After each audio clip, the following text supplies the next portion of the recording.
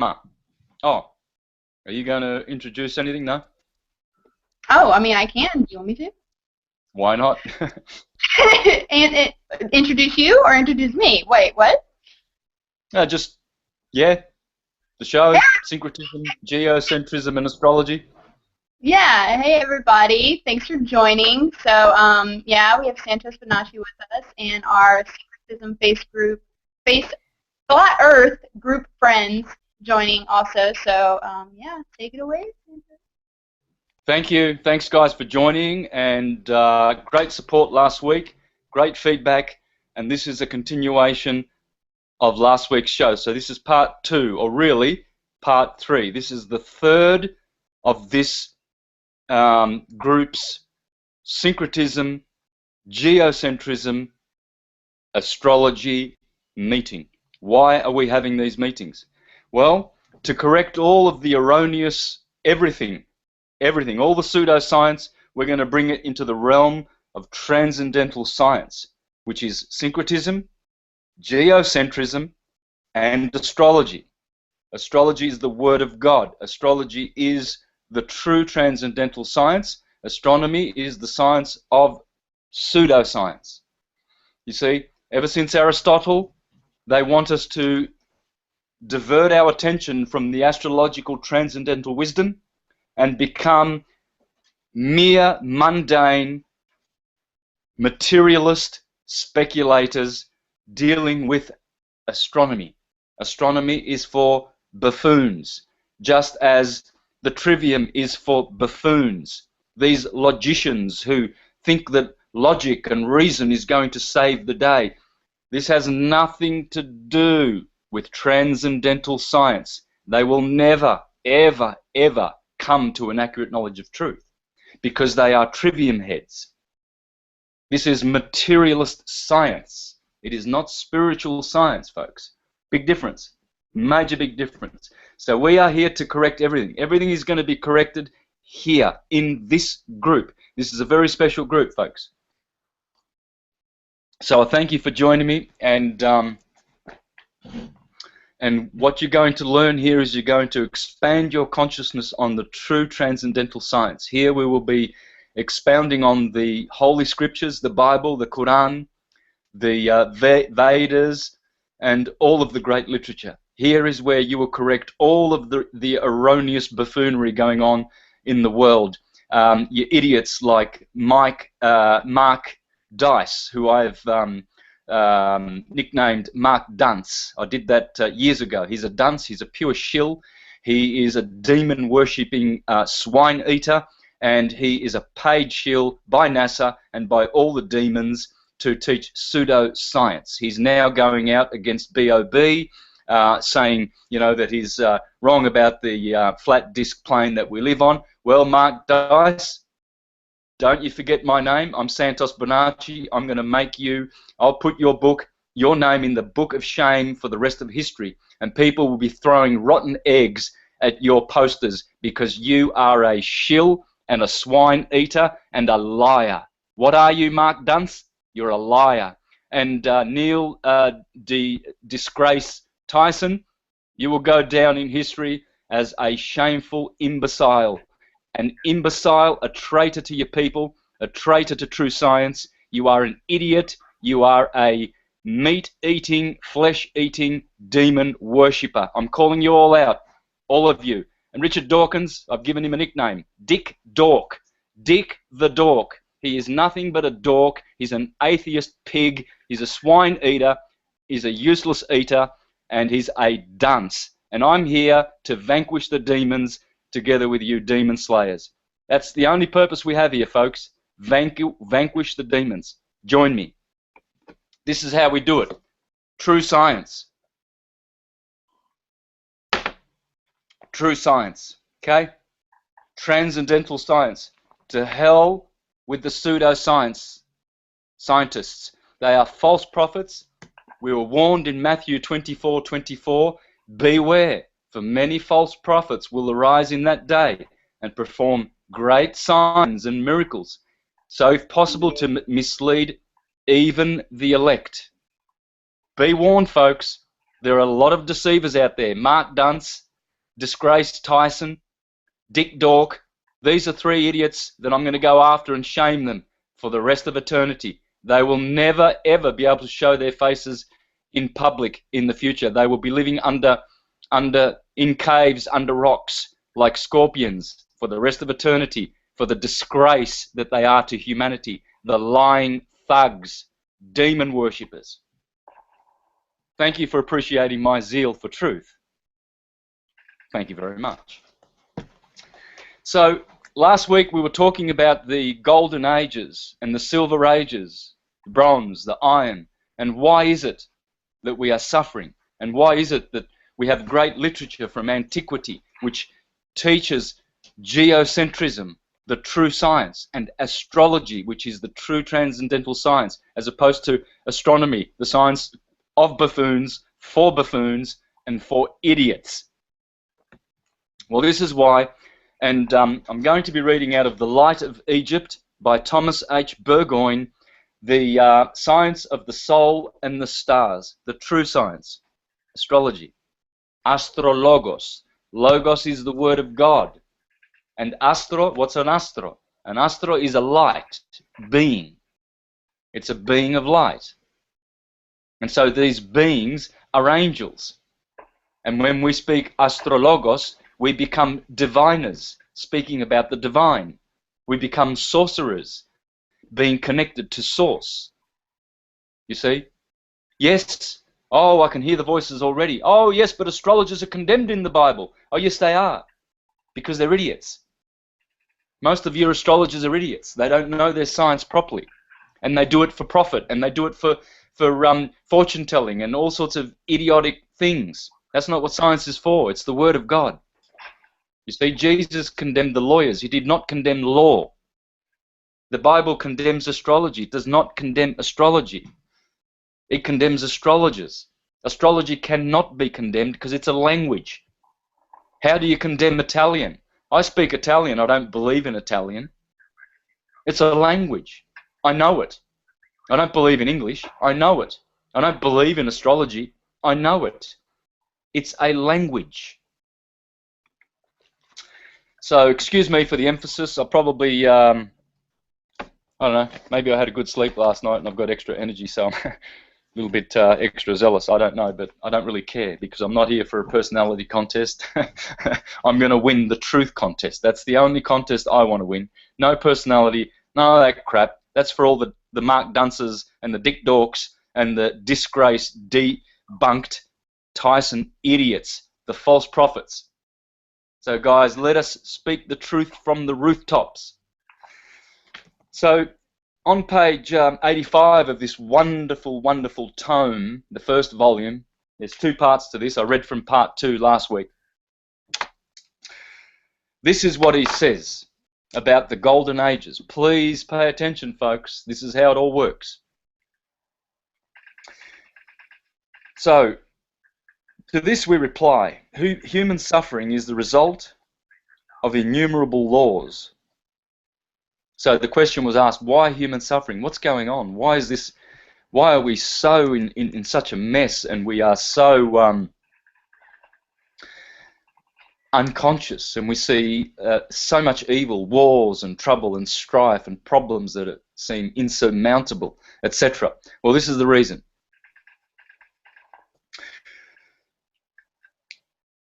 So, to this we reply, human suffering is the result of innumerable laws, which in their action and reaction produce discord at several intervals in the scale of human development. For all practical purposes, they may be classed under two general heads as primary and secondary. So we're going to have a look at the primary and secondary reasons as to why there is suffering.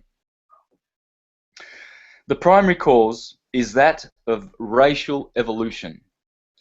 Each round and each race of the round requires different external conditions in order to evolve its chief attributes. For each round and race becomes the special means by which a certain one of soul's attributes is rounded out, as it is termed. Let us illustrate. The first or primal race were those of the Golden Age. They were a purely ethereal race of beings. I'm going to put me $1 glasses on, guys, because I don't want to strain my eyes here. The writing is so small. That's better. They were a purely ethereal race of beings and cannot be strictly classified with what we know of humanity, nor can they be said to have been incarnated in gross matter at all. For this reason, their penetrative power was very small. Hence, though highly spiritual, they were correspondingly simple.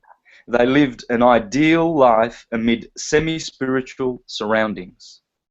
The second race, that of Silver Age, penetrated deeper into matter than their golden forefathers, and their bodies consequently became more dense. Pay attention. Toward the termination of this race and the beginning of a third or Copper Age, the equator of our racial arc was reached in the descending scale. Here it was that the first murmurings of a mental storm began to manifest themselves. Emigrations and partings took place between what had previously been a united people, and consequently separate national interests began to evolve.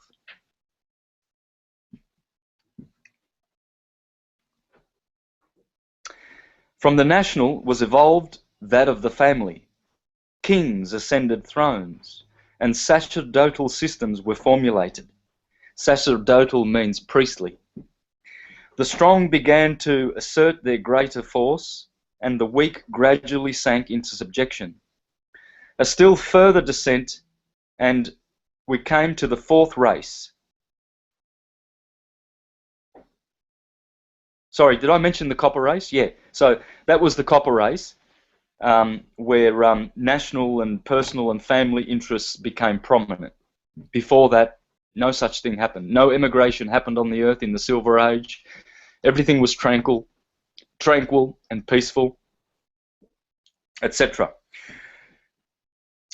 Still a further descent, and we came to the fourth race, the bottom rung in the cyclical ladder, and fittingly known as the Iron Age. This was the turning point of the 7 races, wherein the soul attains its greatest penetrating power. Spirit can descend no lower. Kings and their priestly counsellors became true despots, and the masses and helpless and depressed. Next comes a higher evolution, the 5th race, beginning at the end of the 4th, reaches up to the equinoctial line of the mental arc in the ascending scale, and consequently another stormy period commences. All is strife and turmoil. It is the struggle of the oppressed against the oppressor. It is not the gentle mental storm of the silver equinox, because the spiritual period of light had preceded that era, but it is the storm of war and bloodshed, of a fierce democracy battling for the rights divine of man against usurped authority. It is thus because the Iron Age of oppression has preceded it. We are at the present day passing through this fearful equinoctial period. Now, he wrote in the late 1800s, so we've passed that period, guys. We are definitely out of this 5th age. We are at the present day passing through this fearful equinoctial period. The 5th race is coming to a close, and already forerunners of the 6th race are among the people, aiding in the spread of glorious truth. That's you and I, guys. We are the 6th race, spreading truth on this plane. No wonder then that the signs of the times are so significant, and that a real interest in mental and spiritual science is rapidly reawaking within the minds of the masses. The secondary causes, so we've just gone through the first causes of all of the suffering, and that is external forces that we cannot control. The secondary causes are man's ignorance and the reactions of his animal nature. That is to say, man makes the conditions that are necessary for his progress by alternately struggling with and yielding to his animal desires. But for this nature and the experience the soul gains thereby, material incarnation might be dispensed with. The state of suffering depends upon the race, as before stated, but the effects of that suffering are in exact fulfillment of Mother Nature's requirements. Mighty causes produce mighty effects, results, let us say, and vice versa. This law is absolute. Every spiritual atom of life is the direct result of a cause. These atoms differ in power and potency as the stars differ in magnitude. Nature's aim is not equality. In spite of the apparent fact that all forces are ever striving for equilibrium, her grand goal, is diversity. Nature's end, then, is the very opposite of equality, for the grand ultimate aim of every force is the production of variety, and the only real difference in any of her infinite number of parts is that of polarity. For instance, the only difference... Yeah, leave it at that. Okay. So if that's not very clear, we can formulate some questions now. Perhaps write some questions for later on, please, so that we can go through this material as quick as possible. So there's the two reasons for all the suffering. Okay, so we've got the animal nature of man, and we've got basically the nature of the universe. The universe goes through cycles, the golden age, where bodies are ethereal. Bodies are much less dense than the bodies that we have of flesh and bones and blood that we have now.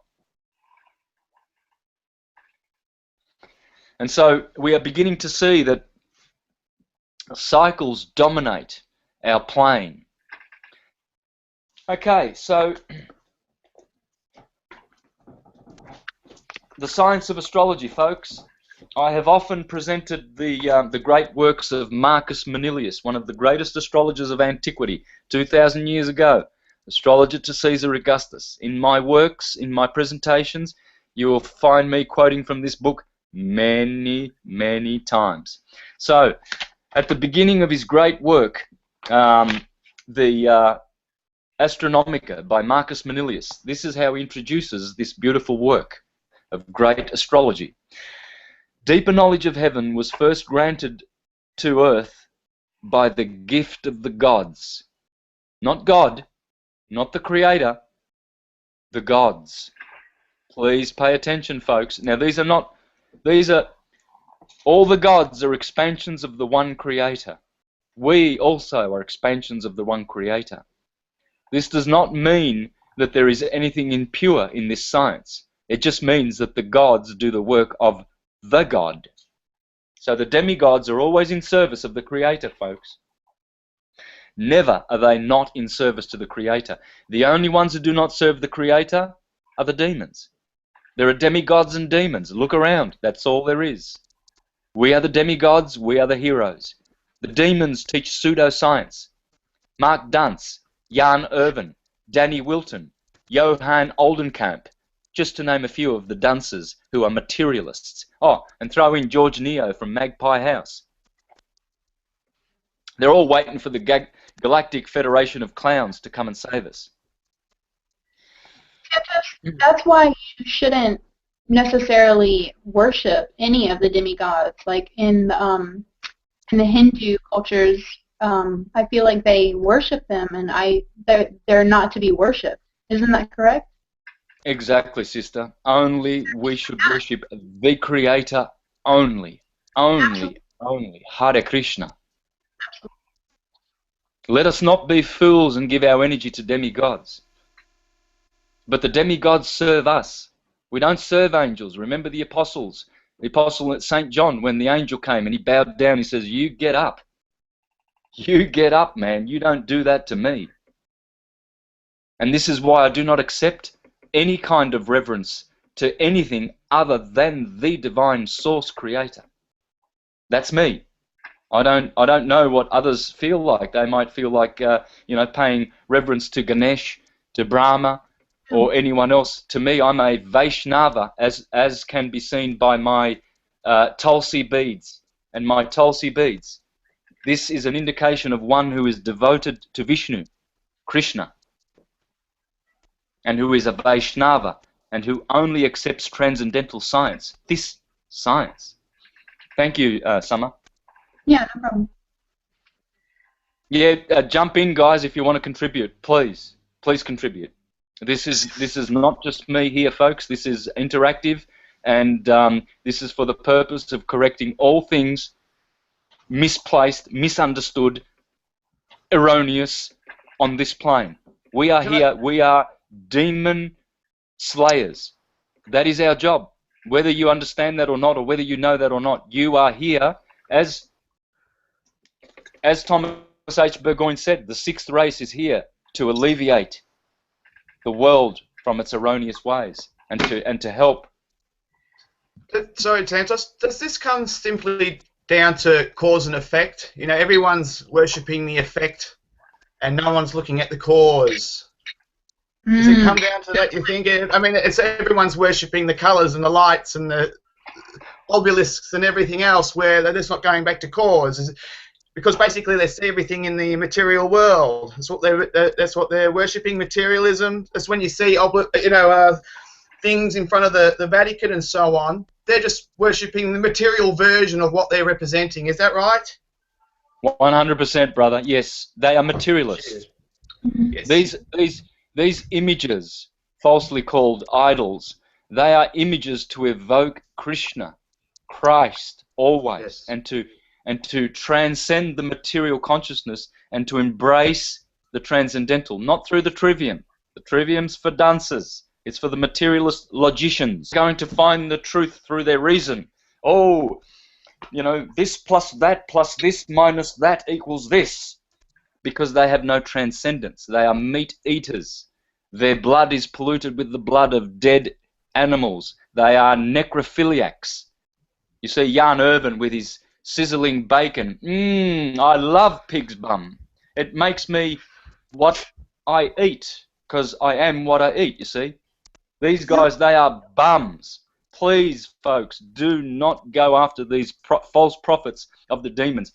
Ask yourself, is that so-called truther a meat eater? If he is, turn your back. You will be fooled by demon worship.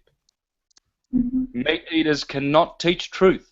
They will only teach half-truths because they are speculative philosophers. They know not the transcendental science. They have not connected with the source. This goddess side of their right brain, this Lakshmi, Radharani side, has not been balanced with the Krishna side. Here is the logic and here is the reason over here. But without the intuition, they're lost. They are stuck in a crystallized, material, mundane, literalist mindset. Run away from these. They are Mayavadis. Mayavadis are false teachers. You will only be led to the truth through syncretism, geocentrism, astrology, and transcendental science. Metaphysical science. Not material science. It's pseudoscience. That's why you can get these buffoons like deGrasse who will sit there going, oh, the Earth is an oblate spheroid. It's pear-shaped. You know, and he does all these dunce Illuminati. Well, I shouldn't say Illuminati because that's a beautiful word. I hate when people use that word in a bad way. Please, let's correct this. It's not the Illuminati. The Illuminati are good folk. These are demons. They are not illuminated. They are idiots. They're animal murderers. They teach people to go to McDonald's and eat butchered animals to practice necrophilia so that they can reincarnate as swine and be eaten by swine in their next incarnations. Folks, it's time to correct all the erroneous lies, and that's what I'm here for. Rest assured, I'm here for that. There's no other reason why I'm breathing. So, deeper knowledge of heaven was first granted to earth by the gift of the gods. They gifted that to us because they serve Krishna. For who, if the gods wished to conceal it, would have guilefully stolen the secrets of the skies by which all things are ruled? Who of but human understanding would have essayed so great a task as to wish against heaven's wish to appear a god himself, to reveal paths on high and paths beneath the bottom of the earth, and stars obedient to the appointed orbits through the void? You, god of Silene, that's Mercury. Mercury is the messenger of the god. Hermes, Buddha, Thoth, Truth, are the first founder of this great and holy science. Great and holy science. Holy are the stars, folks. All of those stars you see up there, and the 7 wandering stars and luminaries, they are holy. They teach and transmit the science of universal mind thinking. Through you as man gained a deeper knowledge of the sky, the constellations, the names and courses of the signs, their importance and influences, that the aspect of the firmament might be enhanced, that awe might be roused, not only by the appearance, but by the power of things, and that mankind might learn wherein lay God's greatest power. Moreover, nature proffered her aid, and of her own accord opened up herself, deigning first to inspire those kings whose minds reached out to heights bordering on heaven, kings who civilized savage peoples beneath the eastern sky, where the stars returned to view and soar above the cities of the dusky nations. Then priests, who all their lives offered sacrifice in temples and were chosen to voice the people's prayer, secured by their devotion the sympathy of God. Their pure minds were kindled by the very presence of the powerful deity. And the God of heaven brought his servants to a knowledge. Shite! Hang on a minute.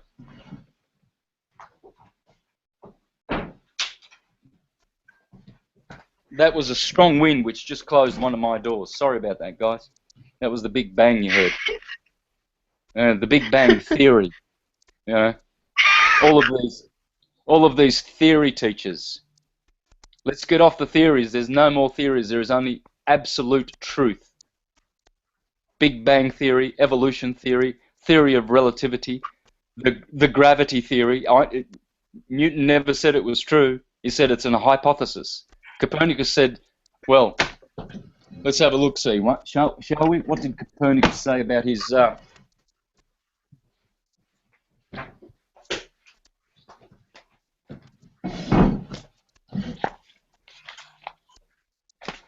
In his book on the global crap that he wrote about, because he was a Jesuit and a demon worshipper and a swine eater. Of course, they all are. All swine, all the good philosophers were vegetarian, folks. Remember this, the Neoplatonists, Plato, Emerson, Pythagoras, Socrates, they were all vegetarian, period. Da Vinci, all vegetarians. Hitler was a vegetarian too, loved animals. Remember that, because Hitler came to save the world. Yeah, and then Khazarian. He fought for vegetarianism. Sorry? He fought for vegetarianism. He made it like a law in Germany. Absolutely, because he was a transcendental scientist. He was not into speculative buffoon science. This is why they've gone so far out of the way to make him look like a villain and an evil criminal. He was nothing of the sort. He was a true hero. Just like JFK, they killed him too because JFK wanted to do the same thing, get rid of the evil banks, fiat currency, fractional reserve currency, which is enslaving us, for the demons who come from the subterranean planes for the purpose of controlling us, parasiting of us, and so that they can keep their government, which is called pimpocracy, the true name of democracy, demon crazy, demon worship, democracy, pimpocracy. That's all it is. And here's Copernicus with his other theory of buffoons. in Revolution of the Celestial Spheres in 1543, 5 years after the Jesuits were founded, he said, "The hypothesis of the movement of the Earth is one only in which is useful to explain phenomena, but should not be considered as absolute truth." That's why we are here considering absolute truth right now. Hallelujah.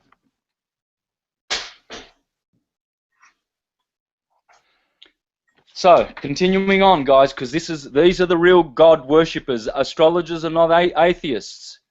They're not astronomers. They are astrologers. Transcendental science is the worship of the Creator. Astronomy is the worship of buffoonery, of idiots, meat eaters. Sorry, guys, I get a kick out of repeating all of these things because I'm going to slay the demons, and you'll help me, and we will all band together against demon worship, and we will knock these idiots off their soapboxes, these Mark Dunces, and we will put them in their place, if not in jail. That's where we'll put them, in jail for taking advantage of the credulity and the gullibility of the masses. They are gullible and incredulous. And they need our help now, now, now. Urgently, urgently. But long ages sharpened human wits, the struggle for survival. Anyway, look, that's enough. Oh, hang on. No, I was in the wrong place.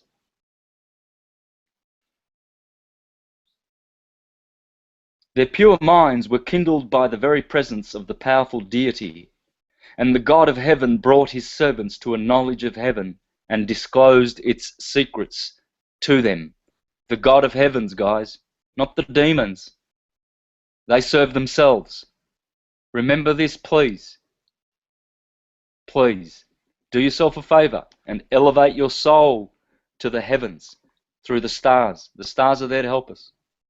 They are our friends and our brothers, divine and forever, forever serving Krishna. All the good ones are serving the Lord. All of them.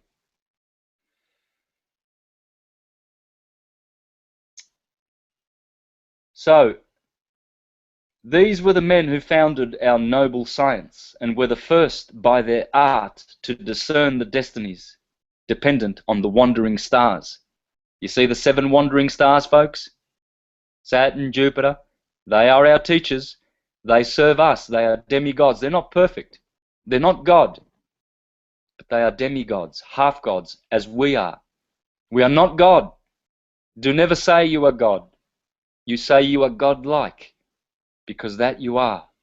For God is God, and you are you, and you will always be you. You will never be God. You will be a God, as you are. Let us correct these things, folks. Let us correct these things.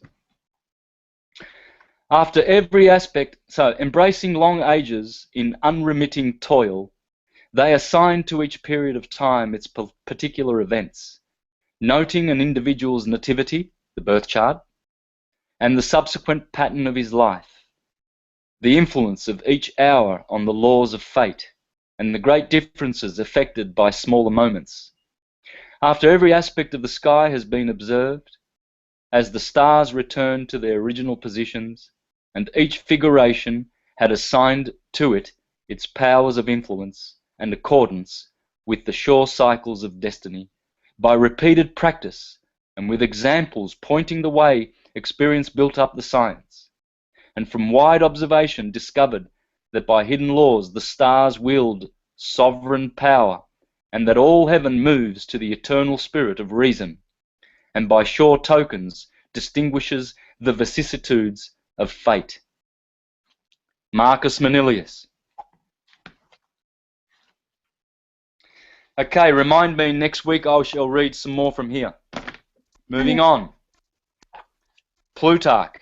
Now, Plutarch was not a Neoplatonist.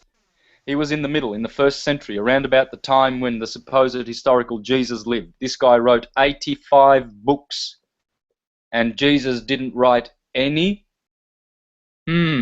So one would be historical, the other isn't, because the other is the eternal Jesus that dwells in our hearts, folks. There's no mundane history, and even if there was, it's dead. History is dead. You can never bring it back to life. Never. It's gone. There is only now. So it doesn't matter whether Jesus, whether you think he, in terms of the Jehovah's Witness Jesus or the Mormon Jesus, it's gone. There's only one Jesus, and that is in you, and you will never be able to extricate him from you. And it is the Messiah and the leader of the way. So in Obsolence of Oracles, the Obsolence of Oracles by Plutarch, he was in the 1st century, so he was after Plato by 400 or 500 years and before the Neoplatonists by 300 years. But this guy was vegetarian, of course, otherwise I wouldn't be reading from his books. I will only transmit information from transcendental vegetarians, geocentrists. I will not be polluting your mind from the minds of polluted worldly speculative philosophers a la Descartes, a la Hegel, Darwin, Newton, Copernicus, Kepler, Aristotle, and all of these idiots. Einstein, a buffoon, a monkey man, nothing but monkey men. And they come from monkeys, sure, and they'll go back to monkeys in their next life to be eaten by monkeys. Others postulate a transmutation for bodies and souls alike. In the same manner in which water is seen to be generated from earth, air from water, and fire from air, as their substance is borne upward, even so, from men to heroes, and from heroes into demigods, the better souls obtain their transmutation. But from the demigods, a few souls still, in the long reach of time, because of supreme excellence, come, after being purified, to share completely in divine qualities. But with some of these souls, it comes to pass that they do not maintain control over themselves, but yield to temptation, and are again clothed with mortal bodies, and have a dim and darkened life, like mist or vapor. You see, brothers, it's telling us here that we are heroes. We are to be heroes and demigods and transmute and sublimate our soul qualities. But some, it says, they yield to temptation. These are the monkey men who are teaching pseudoscience about a globe and gravity. Hocus pocus buffoonery. Macrobius, Neoplatonist, 400 years after Plutarch, vegetarian. Of course, you ain't going to get nothing but vegetarians from me, brothers.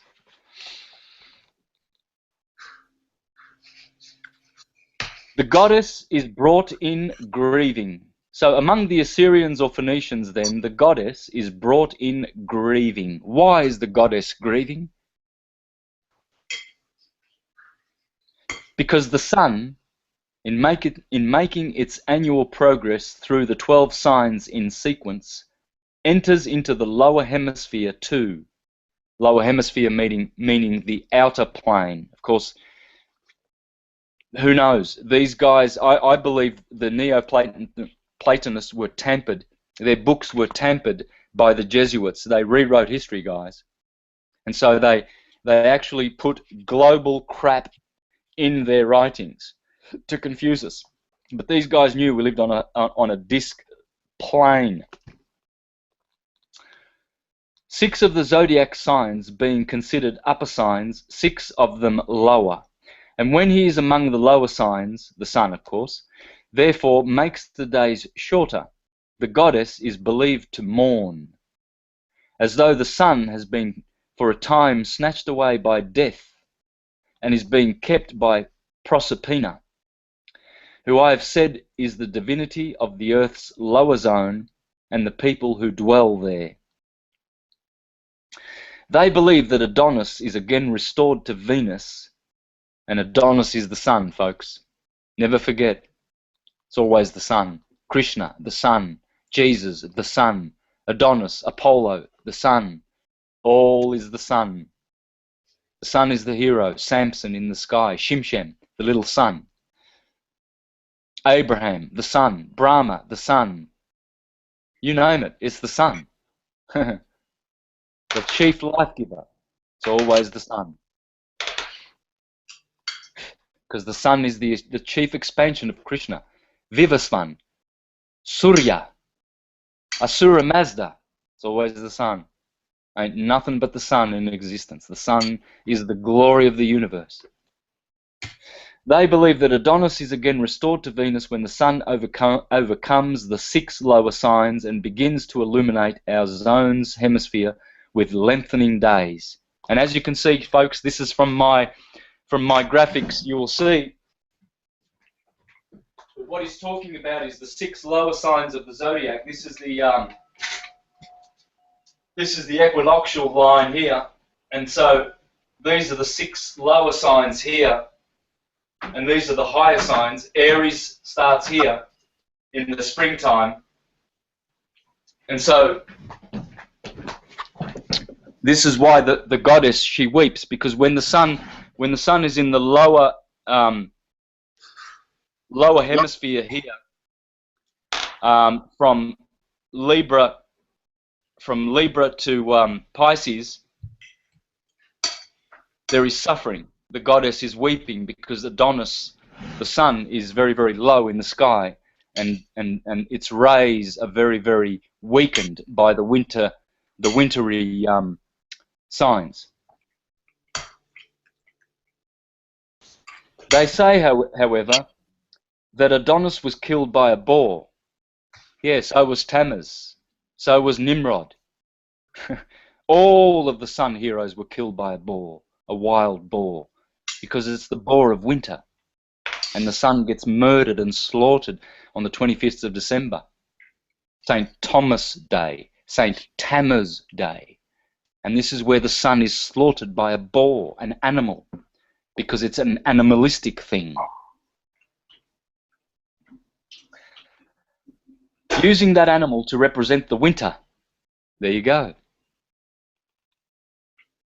Because the boar, being shaggy and rough, delights in places that are damp, muddy, and covered with frost, and it forages for acorns, the quintessential produce of winter. Winter, then, is in a sense a wound inflicted on the sun, since it robs us of light and heat, a loss deadly to living things. Okay, folks, you see, this is the true science. This is teaching us the cycles that we live in. They are cycles, and the sun goes in and out through these cycles. And so this is why astrology is so important. And in my presentations, I have always showed how we can use the science to be able to understand all things.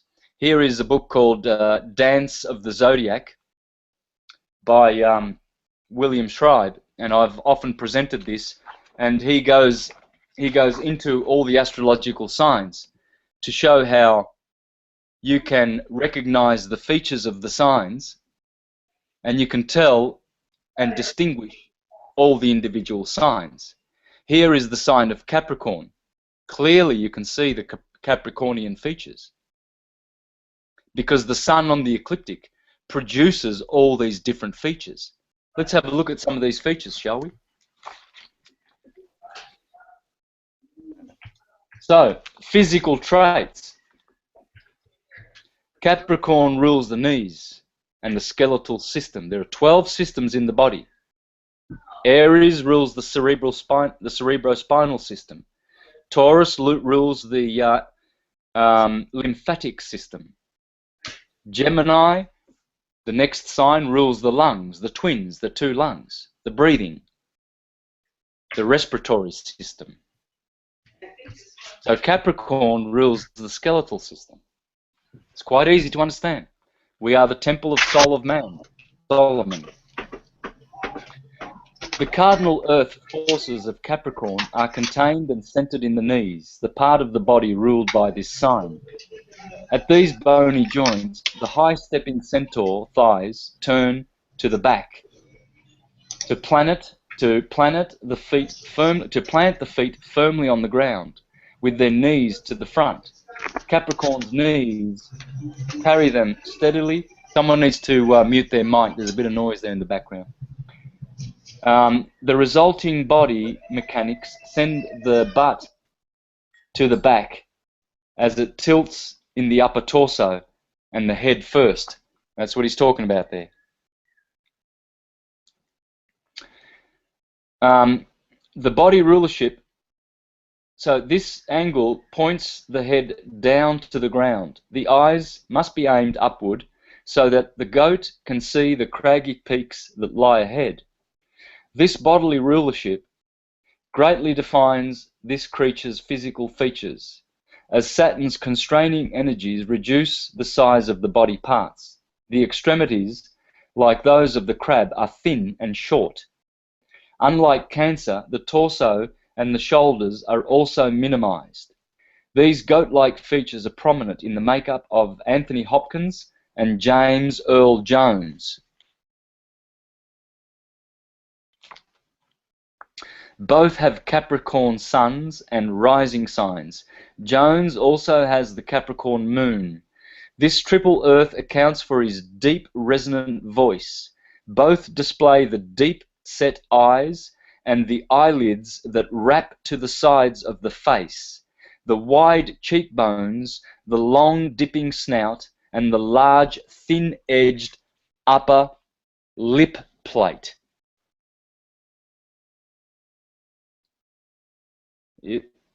The features are clear, guys. The signs tropically can be distinguished only through the Western tropical hermetic biblical astrology, which I teach. This does not work in sidereal. Sidereal is out of whack.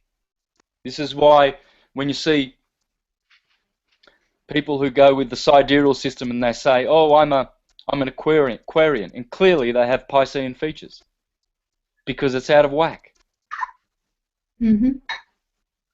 I don't have that book, Santos, but just from watching your presentations, I've been able to call them out 9 times out of 10, every single one. Yeah, you can, always. Hey, Summer, have a bit of a chat for a minute. I've got to do something. Just be back in 1 minute, please. Continue on, folks. Back in a minute. So, I just saw the movie Star Wars in theater with my grandma because she wanted to go see a movie with me. And I don't know if anybody has seen that, but I noticed the subliminals in there of one of the weapons of mass destruction that they were using is that they were sucking the sun's power and harnessing it to basically end the world, and it backfired on them. And it was just interesting, all the subliminals in there, and especially the previews that were that went on before the movie start. X-Men Apocalypse, that was really frightening. Like, I don't know if they're just trying to mess with people's heads, but I already just like doing normal mainstream society stuff. I just don't feel right. I feel really uncomfortable. And watching that, it was really bizarre because they are basically bringing like the Antichrist into the movie, and it's just really crazy. If nobody's seen that trailer, you should totally check it out because it's really freaky. It's really, really, really, really weird. Really weird.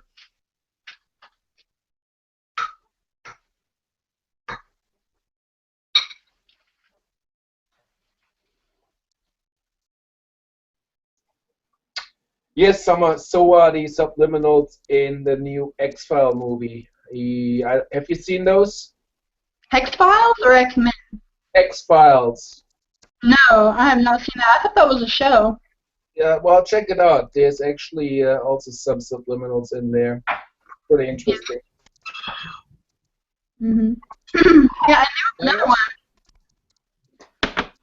Sorry. The X-Files... Oh, we'll let him go. Go for it. No, go on. I'm eating. It's just the X-Files trailer was really blatant about. Someone put one up on the chat the other day, and it's so blatant. It's I really don't get that. It has everything that's pretty much up in the forefront of the truth movement at the moment. Just that guy's that scene. I'm not familiar with it. I just saw that scene, and it is right up the front on everything that the truth movement's talking about at the moment. Very strange. Yeah, before you had came back, Santos, I had mentioned that I went to see Star Wars with my grandmother, and the previews where they put one with the X-Men, the new movie, the X-Men Apocalypse, and I don't know if you've seen that trailer, but you should really check it out. It's really disturbing. They're basically talking about, in the beginning they were saying he's been called many names, you know, Krishna, Buddha, Jesus, or Yeshua, and basically it's the Antichrist, and all the X-Men were his children, and how he comes back and he's like literally the Antichrist, and he can control all of them because he is their father. And it's just really freaky because, like, certain parts of it is just really weird. So, I don't know, maybe I'll post that on my Facebook or in the group thingy. So, yeah, that was my little tidbit. Yeah, look, I think the truth is going mainstream, guys. It's gone mainstream. I'll tell you why. Because the truth will prevail. The scripture says nothing that has been done in hidden will not be revealed in the last hour, in the last day. It's Armageddon. It's the Gotterdammerung. It's the meltdown of demon worship.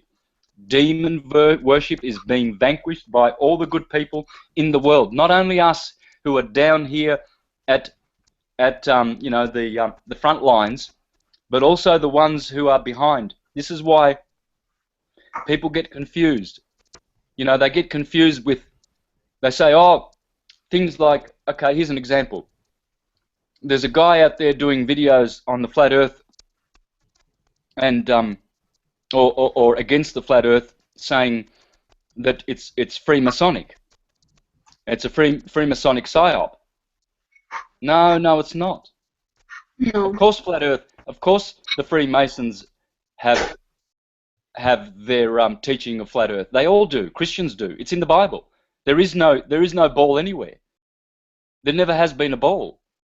So of course the Freemasons are supporting flat Earth. Of course the Jews are. Of course the Catholic Church is. They supported it for thousands of years until Copernicus came along, and then Galileo Galilei, the idiot, who said "e pur si muove," "e pur si muove." Those are the famous words that all these idiots quote. Oh yes, well it moves, because Galileo, that was his last words before he recanted.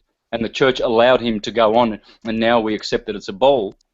No intelligent person has ever accepted it to be a ball. Only idiots. And I was an idiot for accepting it myself. I'll admit that. But never again will I fall into this stupidity. Time for truth and only truth. And so all these half-truthers, again, they're eating too much meat. They're doing a good job exposing the lies, but they're polluting it with demon teachings, you see. Here's another one. You get all these goody-goody two-shoed Christian people, you know, saying, oh, it's a flat earth, of course, and the atheists are teaching the globe, which is true, and then they turn around and say, and this is because we are unique and there's only one universe and we are the center of the universe. No, we are the center of this universe. Everyone else is in the center of their universe. Let us not limit the Creator to one universe. So these churchgoers, again, promoting filth and stupidity, limiting God. Why would we limit the Creator? The Creator can make endless, infinite universes, and He does. And so it's time to correct everything, and that's what I'm here for. I'm not going to tolerate... Santos, may I ask a question, please? Yeah. Would you consider that even the Creator has had enough, that He actually said, okay, this is enough free will, you guys really went against every natural law which I have been putting out, and this is enough? 100%, mate. It's all coming from Radharana and Krishna. They are sick of it. It's time. It says in Bhagavad Gita, it says, when demon worship prospers and people follow the demons and it's too much, I'll come in and smash the demon hordes. I posted it on my Facebook page 2 days ago from Vamsi. Check out Vamsi's work, guys. Go to, did I say that right? Vamsi? Yeah, I know what you're talking about. Vamsi. Yeah, he should be in this call. He should be in there. Vamsi quoted Bhagavad Gita where Krishna says, I come to vanquish the demons when everybody goes following the demons. I come and stalk them out. Yeah, they talk about like the 4 horses, and it's green, white, red, and black one. And but the thing is, like from the previews, is the guy is the Antichrist. So it's like it's polluting your mind with their BS because it's supposed to be like some saving the day, and he's basically using the X-Men to, I don't know, maybe that was just a misleading ad. And it's really, he's the good guy, but I don't think so. It really was depicted very demonic, and it was really, I felt uncomfortable. I was like, okay, this is gone a little too far. Yeah, look, you got to understand that the people in Hollywood, and I imagine that some of the people that I quoted at the start of this call and called them out for their shilling, they also are under threat. I mean, they make their livelihood from spewing and vomiting lies all day long, and they work for NASA, and they are a psyop, and they get paid well to act intelligent and tell us that the Earth is pear-shaped when clearly the CGI Disneyland NASA cartoon images of the Earth are perfectly spherical. And so they're trying to screw with our heads.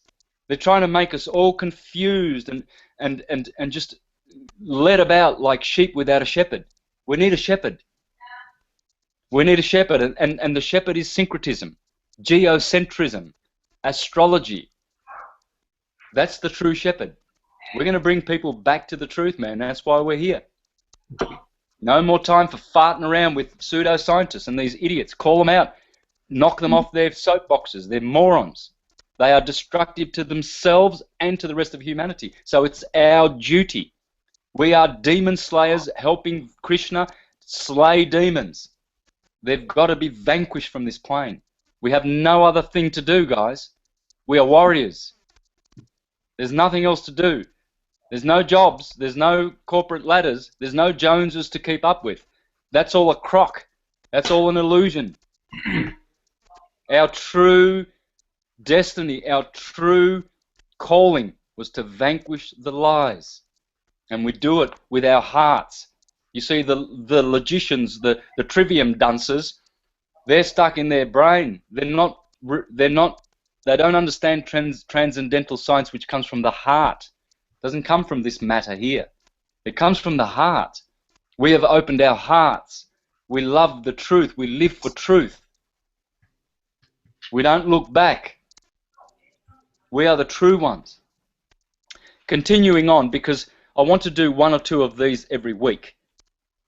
Okay, so we can get the true science in us. So continuing on with these beautiful signs, and he's done a wonderful job. This is the best astrological book you'll ever get, man. It's $20 a pop. And you can support William Schreiber, who is struggling still, and he's got this, the best book. And yet you get all these people spending $100 on idiot fiction books and pseudoscience crap, whereas they could be learning this and teaching this. The Capricorns. Go on. Ruthie just said that she thinks that extraterrestrials are demons, and they absolutely, most likely are. Oh, that was me. Yeah. Alan. Oh, wait. Who's that? That was me. Okay. Yeah, well, she's right, whoever it was. 100%. The Capricorn sun signs above exhibit varying degrees of the drive of cardinal Earth. They're very cardinal Capricorns, real climbers.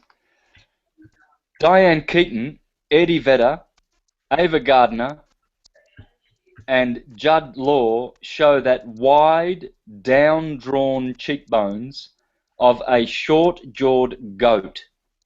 Vedder shows how these craggy cheeks are firmly set at a young age.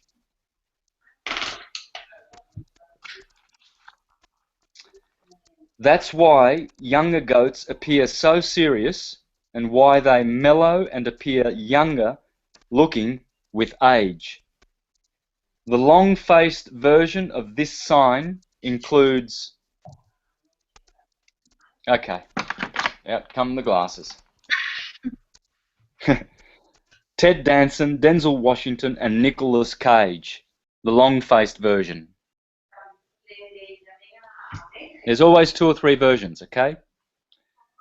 And you'll see it. You open your eyes. That's all you have to do. Goats in a happier mood will often present the tight smile with the twisted snarl on one side. This is seen with Kate Couric and Bet White.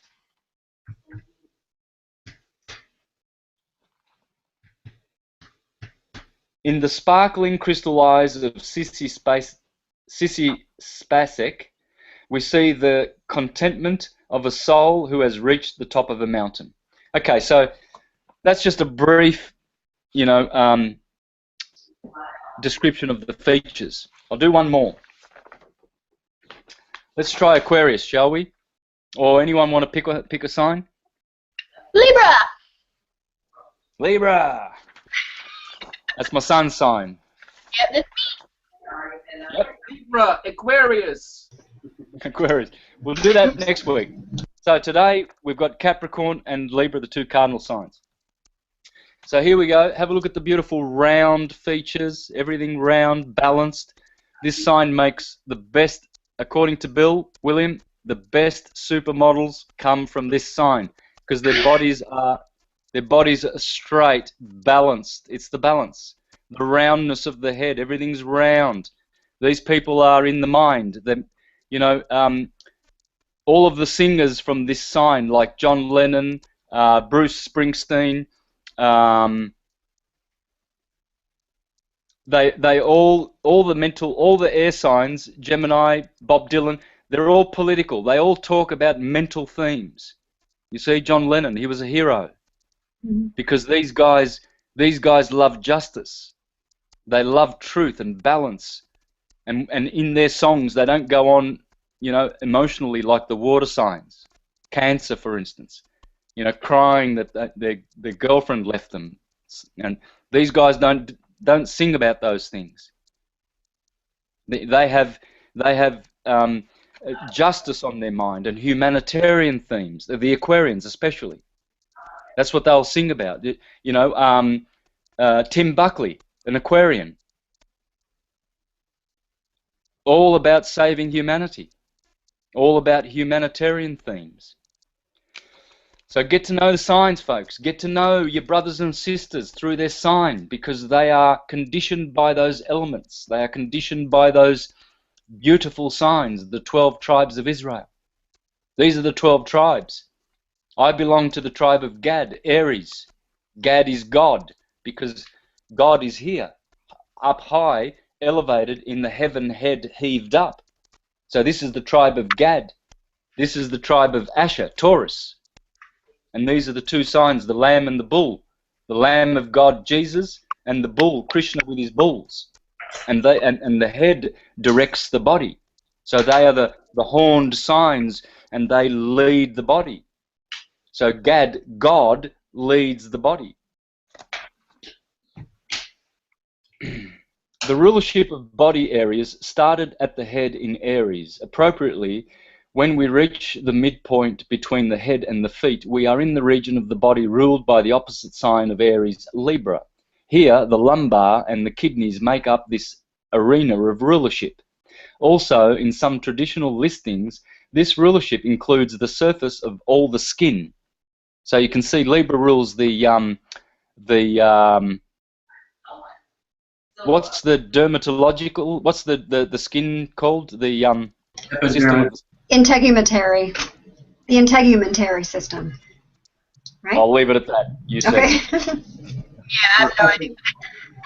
Epidermis. Yeah, and they usually either have skin problems or good skin. Mm-hmm. My son's Libra, and he had eczema. Yeah. And it was easily treatable, but they are prone to these. And Geminians also get a lot of eczema. Because And the we're going to learn. Sorry? Because the skin is just a larger kidney, to be honest. It's the same thing. So the kidneys rule the skin in a way. So. Yeah, and we're going to have a look at that in a minute with this facial diagnosis of cell salt deficiencies according to the 12 signs. Okay, so Yeah. there's a lot more to come, folks. Every week we're going to be doing astrology, flat Earth, geocentrism, syncretism. You're in the best. Oops. Sorry. You are getting the best transcendental science on the planet, bar none. Bar none. None. Also, in some traditional listings, this rulership includes the surface of all the skin. These rulerships account for Libra's perfectly proportioned features, their creamy, smooth skin, and their easygoing, well-balanced mannerisms. Thank you, Summershine. As Librans glide across the floor, their bodies seem to be perfectly erect. The hands are held low with fingers pointing to the sides, arms moving in and out to teeter the torso left or right to maintain the balance. Many people with this sign seem to walk like they have a book balanced on their head. Perhaps this is why so many of them are fashion models. The body is full and rounded like a cumulus cloud, light but not necessarily lean. All sections of the body are evenly proportioned. The head often appears slightly larger than normal. Now we're going to have a look at these two, Barbara Walters and Jimmy Carter. Barbara Walters and Jimmy Carter are both Librans with Libra rising. In their bone structure and facial features, the archetypal shapes and qualities of Libra are enhanced, since the solar expressions and the mask are one and the same. There is no filter to slow their rapid delivery of words. They both say what they think. And you'll see they do. They're very, they're the life of the party, Librans, the life of the party. Very sanguine, which is one of the four qualities. You've got your choleric, say your Librans and your Leos. You've got your melancholic and sanguines, which are Librans, and then you've got your phlegmatics, etc. So what he's saying here is that since these two have both rising and sun, he mentioned the mask here. Well, the mask is usually the rising sign. So my rising sign is Leo, and that's the mask I put on. So I'm acting through my feline Leo mask, personality. It's more like the personality than anything else. Whereas the sun is everything. It encompasses the whole lot, your soul, your spirit, everything. Every archetype is the sun. The moon is more like the soul and the reactive nature. So my Pisces moon is, there's a believing side of me and then there's a doubting side. And sometimes I doubt very much. And it's a very powerful sign for the moon. It's very emotional. And you're always going like this. One day you believe in yourself, and the next day you doubt yourself. And so the moon is a reactive. My Pisces is rising, so I feel you there. Which one? I said my rising is Pisces, 29 degrees of Pisces, so I feel you. Okay, well that's your mask more so than your reactive nature. Your moon will be the reactive nature, but your mask is Pisces. So the way people see you is through that mask, and so they see sometimes a doubting summer, and then they see a very confident summer. And so this flip-flopping is going to be going on because it's your ascendant. Your rising sign has two natures about it. One fish is rising high, the other fish goes downward and doubts. Okay, so continuing on. These Libra sun signs exhibit varying degrees of the equaling force of the drive of cardinal air. Kate Winslet and Will Smith both project Libra's calming force. Where are they? There. And who was the other guy I just mentioned? Will Smith. Okay, the calming Libran nature. Yep. Even in the most titanic and catastrophic situations. Cheryl Tiegs, Gwyneth Paltrow. Oh, gee, I got Kate Winslet wrong before, didn't I? Where's Kate? Oh, there she is over there. Sorry, guys. These two were the first two. I don't watch a lot of movies. I got better movies going on in here and in my heart than all the movies of Hollywood put together. It's a waste of time. Movies are a waste of time for me. They're just so boring. Even the exciting ones, you know, they're so dumb. Hollywood's a crock. You can sit in meditation for 5 minutes and you can make a billion movies 1 trillion times better than anything Hollywood has ever put out. Ugh. Whoa, what a waste of time. Gwyneth Paltrow and Annette Funicello, with their ever-present smiles, present the natural beauty of Venus influence. Venus is the ruler, whereas Saturn was the ruler of Capricorn. John Lennon and Dwight Ike Eisenhower showed their persuasive drive in peace and war. President Ike, along with Mickey Mantle, Kelly Ripa, and Matt Damon, strongly display Libran's recognizable facial features. Note how the eyebrows, the level eyebrows, and the wide upper eyelids stretch out to the sides from the sparkling almond eyes. Level eyebrows. Look at those level eyebrows. That's the Libran scale, guys. Watch for those. Also, you'll notice how the spherical cheekbones cap the easily recognized Libra smile, which runs from ear to ear as it forms the V-shaped lines and long vertical dimples. Well, have a look at Matt Damon's long vertical dimples. Have a look at this guy. Long vertical dimples, round balanced heads, flat level eyebrows. All right, moving on. The cell salts. I've done a lot in my presentations. Check out Secret of Secrets, the Elixir of Life Hiding in Your Body presentation of mine, where I use this book here. And we're going to go into this book by George Carey, who added to Schussler and his 12 tissue salts, Zodiac and the Salts of Salvation. Also, check out Your Body is the Holy Land presentation of mine. Okay, Secret of Secrets, the Elixir of Life, Hiding in Your Body. Those two presentations. So let's do one of these a week, okay, for the benefit of one and all. Starting off with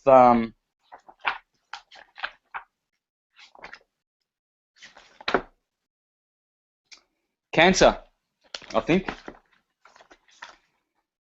Yes, Cancer, the sign of Cancer, folks. These are the deficiencies of Cancerians. Calcium fluoride. You heard it. Calcium fluoride is the tissue salt for Cancerians. Sodium silcofluoride, that's the poison they put in your toothpaste. That is poison. You see, this is why the elite controllers are very, very astute and clever. They know that we don't do our homework, so we think, oh yeah, fluoride's good for the skin. It's good for the teeth, for sure. Yes, it is. Calcium fluoride, not sodium fluoride. That is totally, totally a poison and should not be ingested by human beings. You kill rats with that. Okay, so calcium fluoride. There you go. Have you seen anybody with these big cracks in their tongue? Yellow tongues? This man's teeth are very translucent, characteristic of a calcium fluoride deficiency. This will be your Cancerians, man. I've seen it in Cancerians all the time. The tongue pimples are a sign of a NAT-phos deficiency, sodium phosphate. Sodium phosphate is Libran deficiency, guys. That's the salt of Librans. Now, how do we know this? Well, because George Carey did many, many clinical tests on lots of patients, and he found the truth, the universal truth, that every sign is deficient in 3 salts. Me being Aries, I'm deficient in Aries, Taurus, and Gemini. So I need potassium phosphate for Aries, I need sodium sulfate for Taurus, and potassium chloride for Gemini. I must take those, and I do. In fact, I'll show you.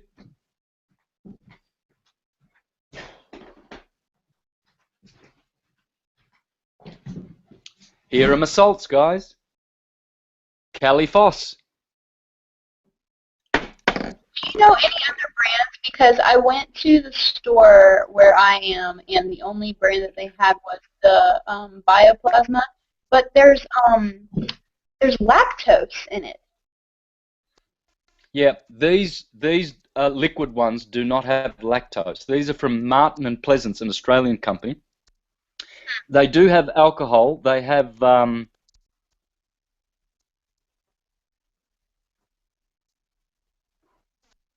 okay. I prefer the alcohol, ethanol. I mean, you know, so what? I prefer that than lactose or sorbitol. Right. Sorbitol, yeah. So, and I also take the combination of 12. You know, I mean, you probably shouldn't because it's counterintuitive. You should take 1 salt. So for instance, you, Summer, you're Libran, so you need sodium phosphate, NatPhos. And then you need the Scorpio one, which is calcium sulfate, and Sagittarius, which is silica. Calcium sulfate. Sorry? You said calcium sulfate? I'm writing them down. Yeah, calcium sulfate for Scorpio. Silica. Okay, thank you. And Sagittarius is silica, yep. Can you just get a really good sea salt? Yeah, man. Yeah. Just take massive doses of Himalayan salt and Celtic sea salt, man. I just put a tablespoon every time I go past my salt jar in the kitchen. I mix the two together. Himalayan salt and Celtic sea salt. I mix them together. I grab a teaspoon, put it in water, and just gulp it down. I love salt. It is electrical charge. Your body needs electrons, minerals. You can get it from salt. It is voltage. All your body is looking for is voltage. You can dispense with food, man. Stop worrying about all this food stuff. We're eating like gluttons.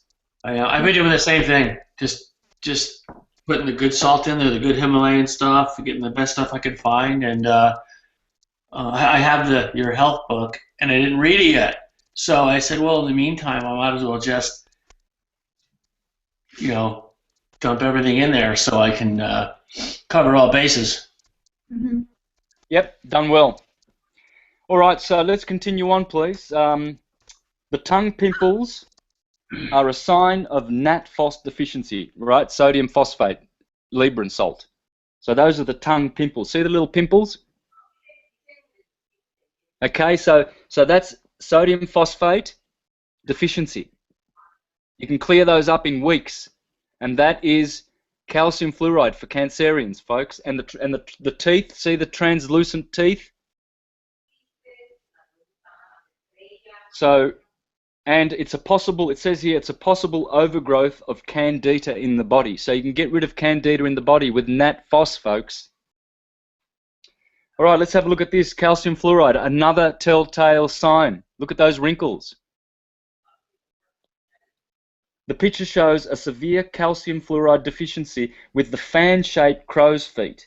There is a waxy calcium phosphate deficiency noticeable above the eyes. The bag under the lower eyes indicates a NatSulf deficiency and can be a sign of kidney or liver problems. Calcium fluoride. Santos, I'm sorry. What was NatPhos? You said get candida and getting rid of nat. What's NatPhos? Phosphorus? Sodium phosphorus. Sodium phosphate. Okay. These are the 12 salts. You'll learn about them in the presentation I mentioned before. So no need to be too particular right now. You can always replay this today's show and get into more detail. But I would seriously be getting. This book is a must. And the 3 books that I'm showing now, you got to have those in your library, folks. You've got to have them in your library, and you will be the complete mystic, not philosopher, speculative, materialist, mundane. You will be a transcendental, metaphysical, mystical being, transported to the heavens of divine knowledge. You will have direct knowledge. You won't be speculating in opinions, guys. No more opinions. You will know who you are, and you will know what is what.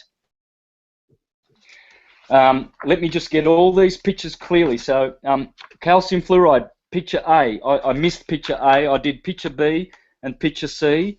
Let's do A. The close-up of this eye shows a typical calcium fluoride raised wrinkle in the corner of the eye and the brownish black circle under the eye. The eye has a deep-set silica look. Okay? The waxy colouring around the eyes shows a calcium phosphate deficiency. That's calcium phosphate is Capricorn deficient. That's Capricorn, the bones, calcium. Calcium good for the bones, Capricorn. So what it's saying here is the waxy colouring around the eyes shows a calcium phosphate deficiency. This waxiness covers an underlying red layer of skin. The red layer shows a magnesium phosphate deficiency. That's Leo. For all you Leo guys listening, magnesium phosphate. The half eyebrow is a possible indication of hypothyroid condition. The half eyebrow. See that half eyebrow? That eyebrow should be full. See, it stops here. That is a hypothyroid condition, and magnesium phosphate will correct that. Wow. Okay, let's have a look at the last picture for cancer. Picture number D. Have a look at this guy.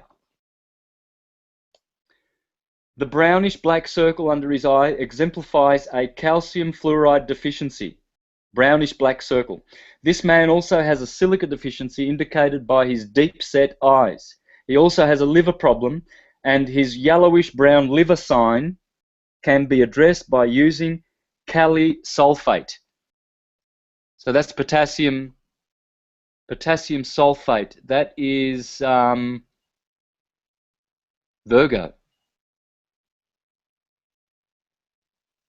Potassium sulfate. Yeah, that's Virgo. What was the Libra one again? Potassium sulfate. No, sorry, that's Libra. Libra again.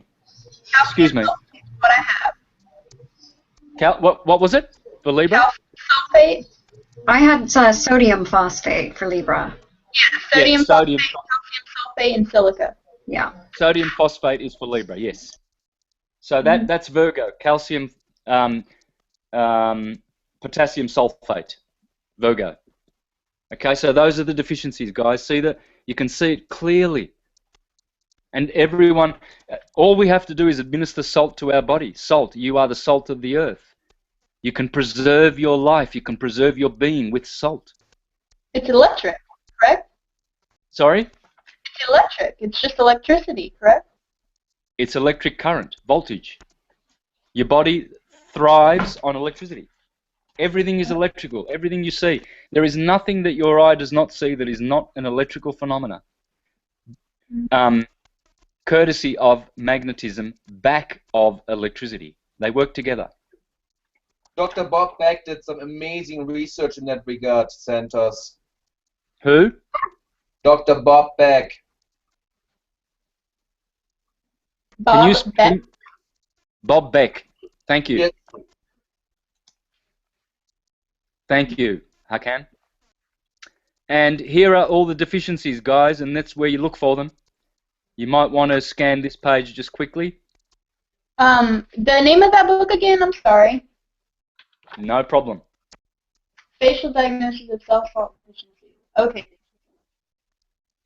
Now, I love this book, but there's only one problem with this book, and it really annoys me. He does not start with Aries. You must start everything you do astrological, everything. Must. begin with Aries. He starts with Cancer.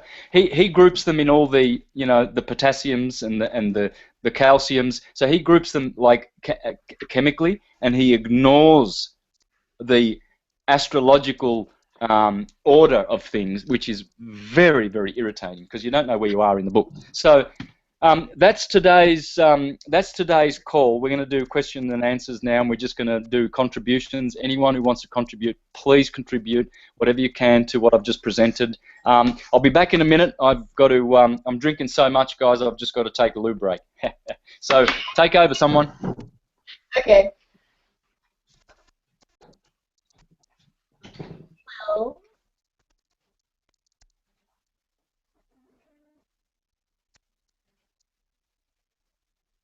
And now we're all silent.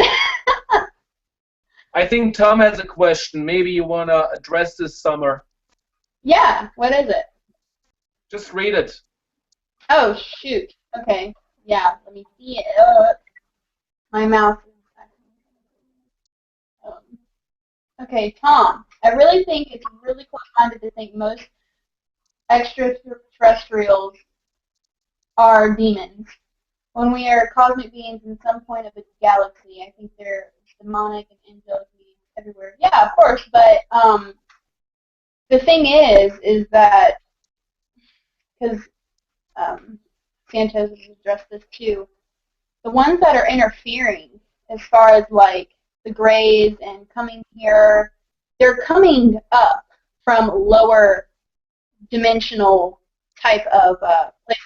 So they're probably 99% demons. The higher frequency, the angelic ones, aren't going to manifest in a dense form. They're going to come to you through telepathy, through your dreams.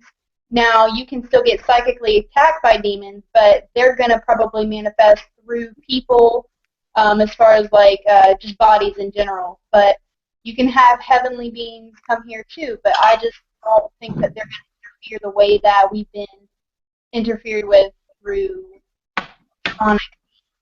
But that's just. And demons may be able to shift into something that looks like aliens too. Mm-hmm. So there's that. Mm-hmm. Yeah, we were just addressing Tom's question, Santos, about he was saying like he thinks it's really close-minded to think that most extraterrestrial beings are demons when we are cosmic beings in some point of a galaxy. He thinks that they're demonic and angelic beings everywhere. I didn't hear you well, man. Summer, can you? Oh yeah. Here. Speak into the mic. Can you hear me now? Yeah. Okay, yeah, he was saying he heard that Sirius beings are from Sirius and Pleiades, and think that it was really close-minded to think that extraterrestrial beings are demons and stuff. And I completely agree with you, Tom, about the Sirius beings. That is absolutely, they are clearly from Sirius. And do you want to address that now, Santos, about the Sirius, how long ago that actually was? Well, I read about that last week. I read that from Macrobius's commentary on the Dream of Scipio, how all the ancients said that our souls come from the stars. There's no doubt about that. We come from the stars and beyond. So it's not a point of whether we come from this star system or that star system. It matters not, but because we are star stuff. I've explained this many, many times in my presentation, but the point is this, that the extraterrestrials that are sharing technology with us and pretending to be good and coming to save us, they are not from there. God, only the Lord, the Supreme Lord, does that. He doesn't send spaceships and people to share technology with it. They are coming from the subterranean planets. There's no doubt about that. They're not coming from the... Yeah, and I always thought that it was really funny whenever people would talk about like aliens and their ships and stuff. It's like a true divine being doesn't need a spaceship to go anywhere. My body is my spaceship, you know? Like, I don't, you know, that's subterranean, that's just lower dimensional things. Very, like, that never made sense to me.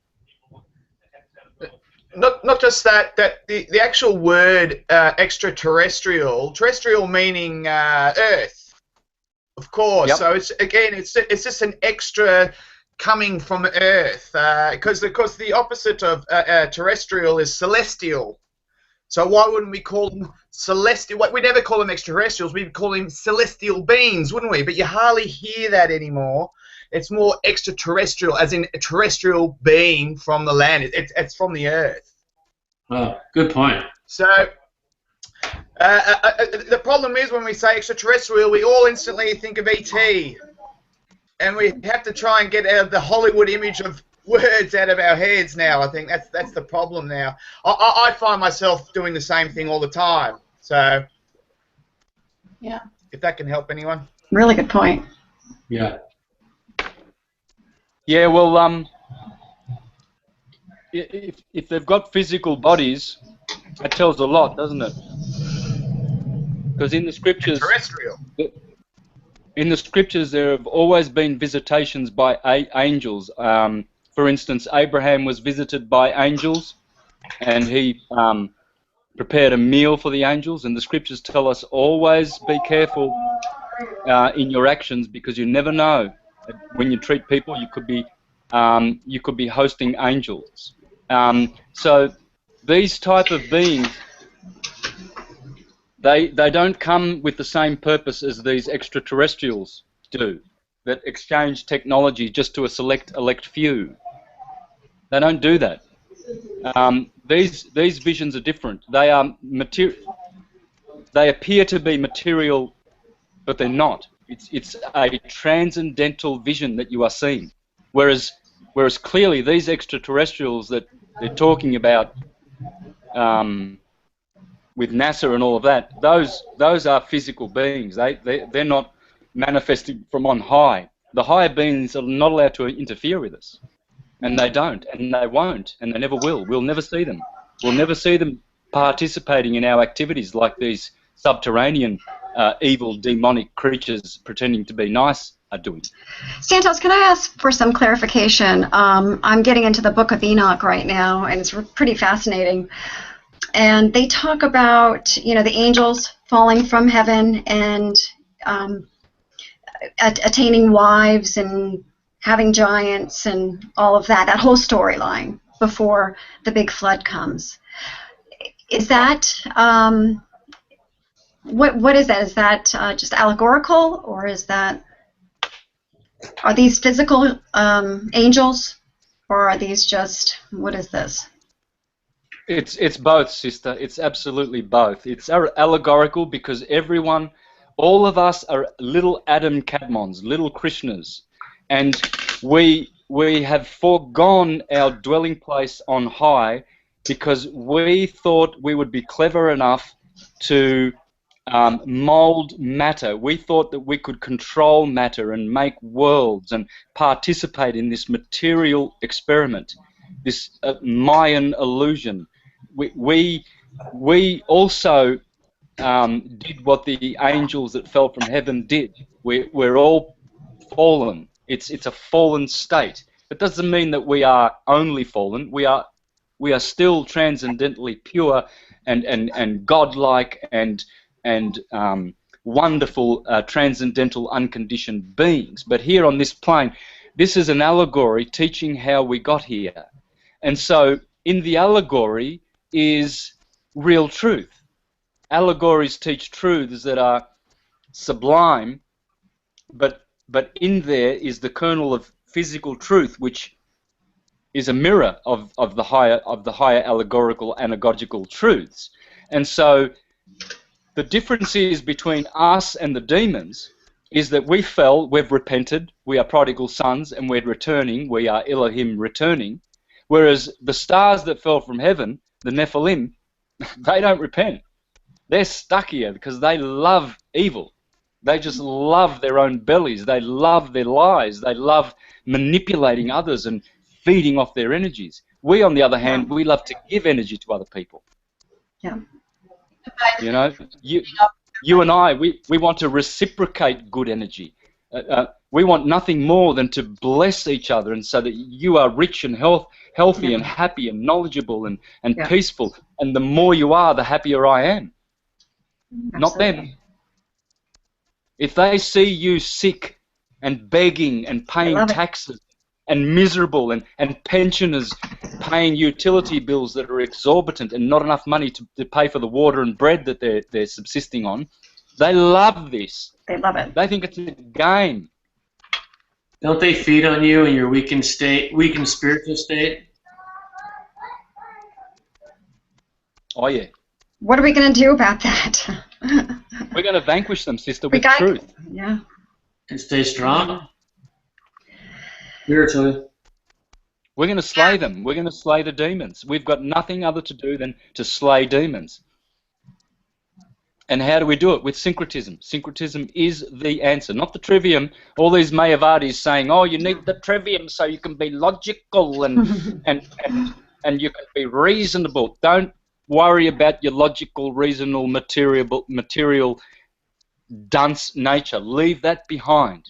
Go to the heart and allow the divine creator to speak through you and have the Holy Spirit of God rest on your heart.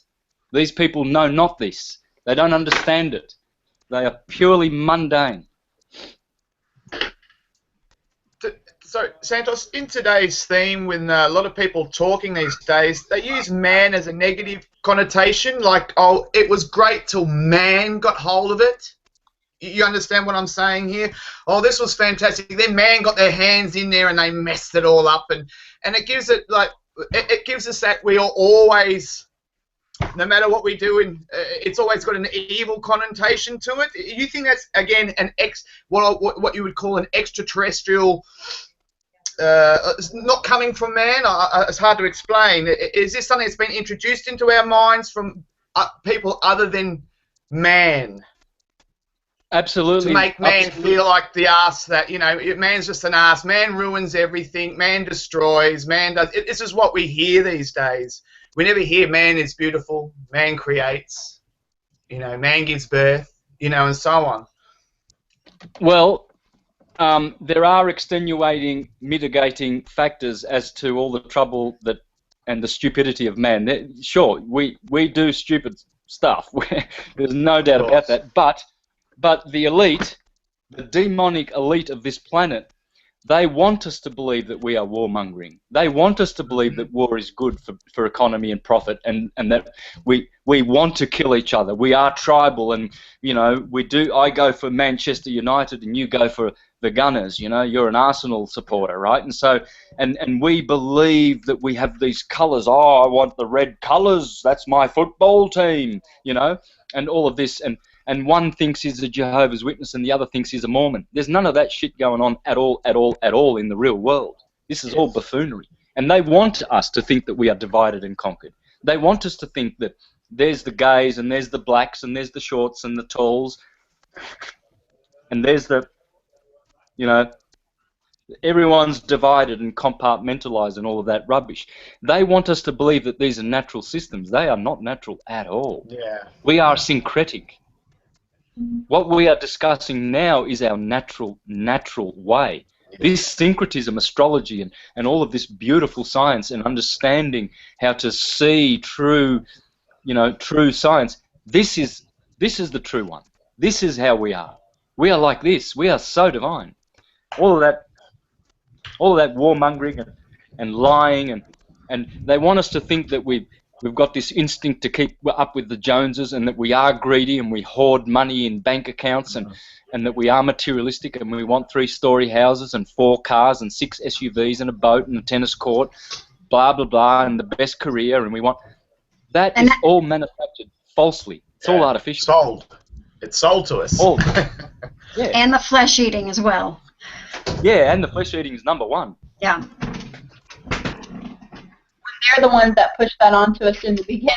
It's not even that it's a natural urge or need. That was something that was indoctrinated by birth. That's not even a real human need. No, it's not at all. At all. It's used as an excuse for bad behaviour, I find. Oh, everyone does that. We've always done it. And that's what everyone uses as an excuse to get away with bad behaviour, I find. Yeah, look, we're not perfect, but we're not what they say we are.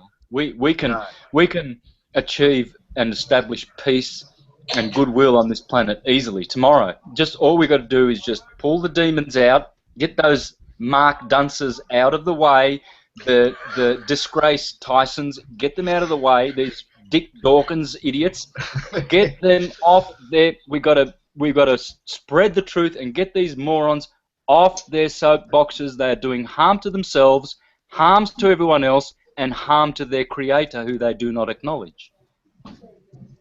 Not that you can harm the creator. The creator will come and smash them to tiny bits very, very soon. They will be naught. They will be zero, zilch. They will be the perverted, swine-eating idiots that they always have been. Very soon, they'll be put in their place. In the meantime, the discernment skills of some of the people that don't believe in what we're talking about needs to probably improve too. Yes, I guess it's multifaceted, right? I mean, well, that's our job. We all do it differently. I do it in a very aggressive manner, and probably it hurts people and offends people, but I don't care because I'm cruel to be kind. I'm not here for, look at my personality. I'm the best truther. I don't give a shit about all that stuff, but I know that you guys are much softer, sweeter, and kinder, and we need to get it across in a loving, loving way. My motive is love. Okay, maybe I don't. You're an Aries.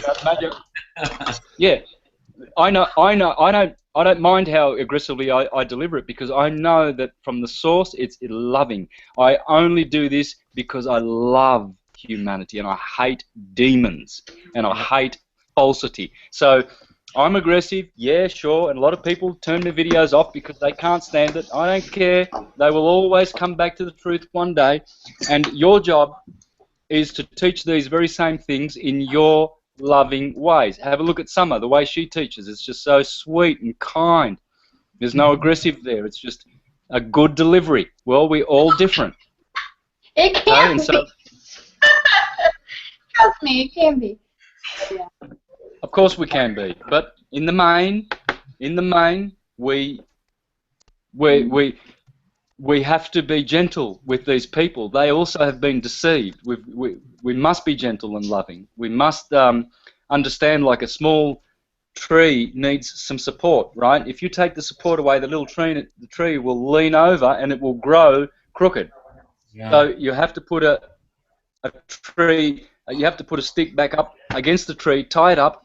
Once you remove the false stake of falsity, pseudoscience, then you put another pole or a stake near the tree and tie it up in truth, and the tree will grow strong, erect and direct, upright, and it will have good character, good fruit, and we will be responsible. We're the planters. We don't do the grow. We don't grow. We water and we plant, as the Bible says. One sows, one plants, one waters, but God makes it grow. Don't try and make people grow. Right. Can't do it.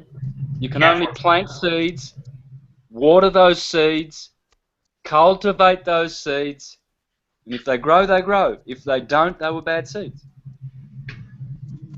Yeah, my question, well, not really a question, it's just, there's the obvious polarity, and you talk about the light and the dark, and how you can label that as evil and good, you can do all these kind of labels, but, you talk about making demons and living in the light and the truth, but, the Creator created those demons.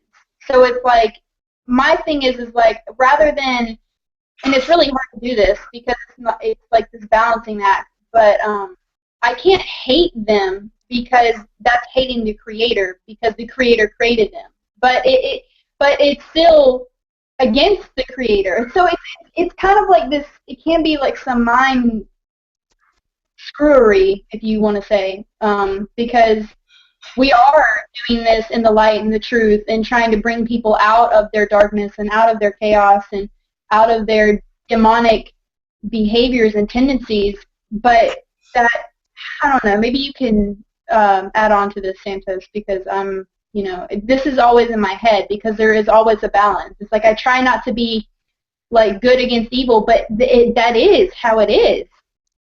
I mean, we're in a duality and polarity, so I don't know, maybe elaborate.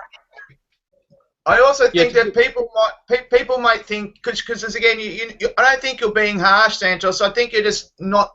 You know, it's like the mystic schools of the other time when you said people would come down, they come to the door, you know, they knock on that door, and if that people could see if they were ready or they weren't ready.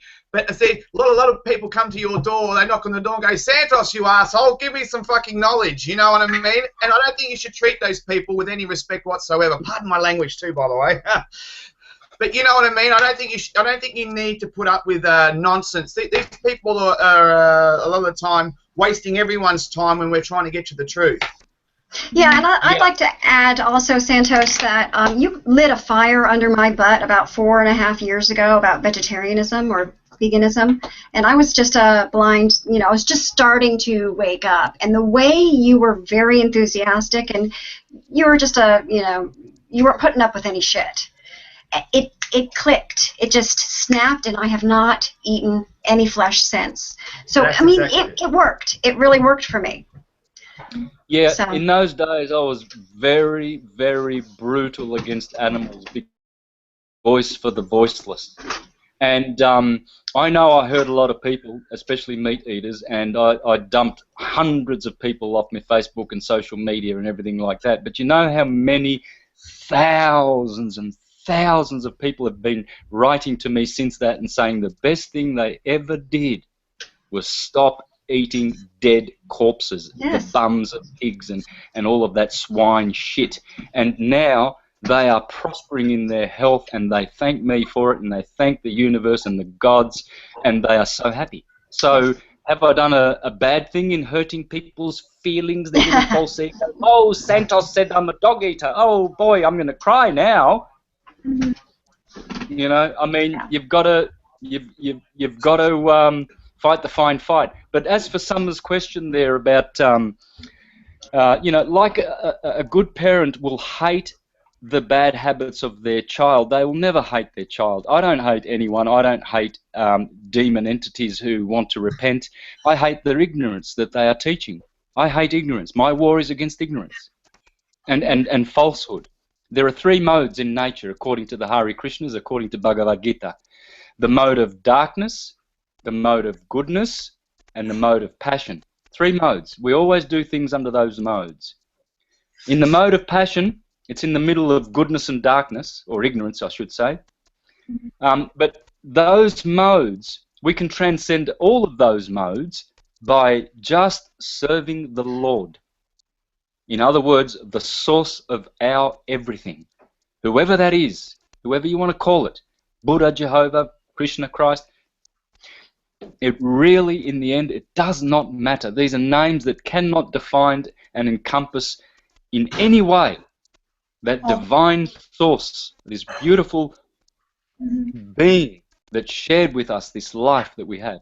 And so service and surrender to that one is the only way. And so even those modes, even the mode of goodness is still karma. We want to transcend karma. And the only way to do that is by chanting the holy names of God and serving God. Whatever you make that to be, it's the source. It's the root cause of all causes, the supreme personality of Godhead. It is a person, it's not an impersonal force. As all the Mayavadis and all the trivium people will tell you, and all these New Age gurus who are they're mostly just drunks, and they've got nothing better to do and no other way of making money because they're too lazy and sloppy, and so they go out on the road touring and being, you know, New Age teachers, and people flock to them just to be deceived more and more and more, and they're teaching prosperity consciousness and, you know, attract this into your life and attract that. You don't need all that shit. All you need to do is serve truth with your heart. You can't do it with your mind. You can, but you got to do it with your heart. Just bow down to truth. Serve the one, the good and the beautiful, as the Neoplatonists called God. The one, the good and the beautiful. Everything is beautiful from that one. Nothing is ugly. It's all beautiful. And that one has a personality, qualities, goodness, knowledge, wisdom, love, virtue, power, strength, justice, And we are the receptacles of all of those principles. Our body is the receptacle of all the universal principles. Not one is missing in us. The only thing is that we haven't activated them all. Some have more love than they think they have, and they haven't bothered to develop that love. Look around you. Is there someone who needs love? Don't judge them. Leonardo da Vinci said, don't treat anyone unkind because you do not know what they are going through. You can't say a bad word to people. Love them. Look around and see if there's family members who need that extra love. You know, instead of just being whimsical and flippant at times with your loved ones, stop and just ask them, how are you? How are you really? I love you. Can I help you in any way? You know, and just pause and let the glue of the universe come between you and all other beings and show them love. Love really, truly is one of the most divine qualities. No less than truth, no less than beauty. These are the Holy Trinity, love, beauty, and goodness. And we are endowed with this. We are blessed with this. But to the capacity of how much we develop these things. Remember Jesus, he said, the king had 3 slaves, and he gave one denarii, another one 2, and another one 5, and he went away, and then he said, I'll come back, and then I want to see this money when I come back. And the 2 slaves, they were good for nothing, and they buried their money because the master was exacting and just, and so they thought, well, we're not going to lose this money, we'll just bury it. Whereas the good slave, he put his money in the banks and he made double the amount. Well, we've been given talents. That's what the talent means. We've been given gifts. We've been given precious gems in our souls, and they're germs that have not germinated yet. And the more we cultivate these, the more we bring back when we go into the heavens. That's why Jesus says, do not store your treasures on earth, where moth and rust consume and where thieves come in and steal. Store them in the heavens, where there is no moth, no rust. Yeah, thank you for that. And that's what we're doing. We are storing stuff in our heavenly parts right now. We are learning the science, transcendental science of astrology. I'm going to probably vamp this up to 2 shows a week, and I'm just going to do astrology on steroids, and we're going to go through the charts of famous people, and we're going to show how the planets have affected them. We're going to learn how to read charts. We're going to just, all I need is the help. Please, all I'm asking, help me, and I will help you. If I can have people around me doing shows like this, Summer's looking after this one, Hakan's looking after lots of stuff, Eden's pretty busy there in the chat rooms and helping out. If we work out a way to get this show on the road in a big way, get these shows out there, where people can learn the true science instead of despising the true sciences and going after pseudo-gravity, globe, Big Bang, evolution, relativity, Hegelian dialectic, buffoonery. We've got a chance. We've got a big chance. More than a chance. Hakan and Eden are just like, yeah, let's kick some swine ass. Let's kick some butt and kick some demon butt. We're demon slayers, guys. And we do that through our beauty. We are too beautiful to be subjected to them. We are so beautiful, all of us. Individually, united, we can make a good front. We can stand together in truth, true science only, transcendental, true science, none of this crappy hocus-pocus stuff.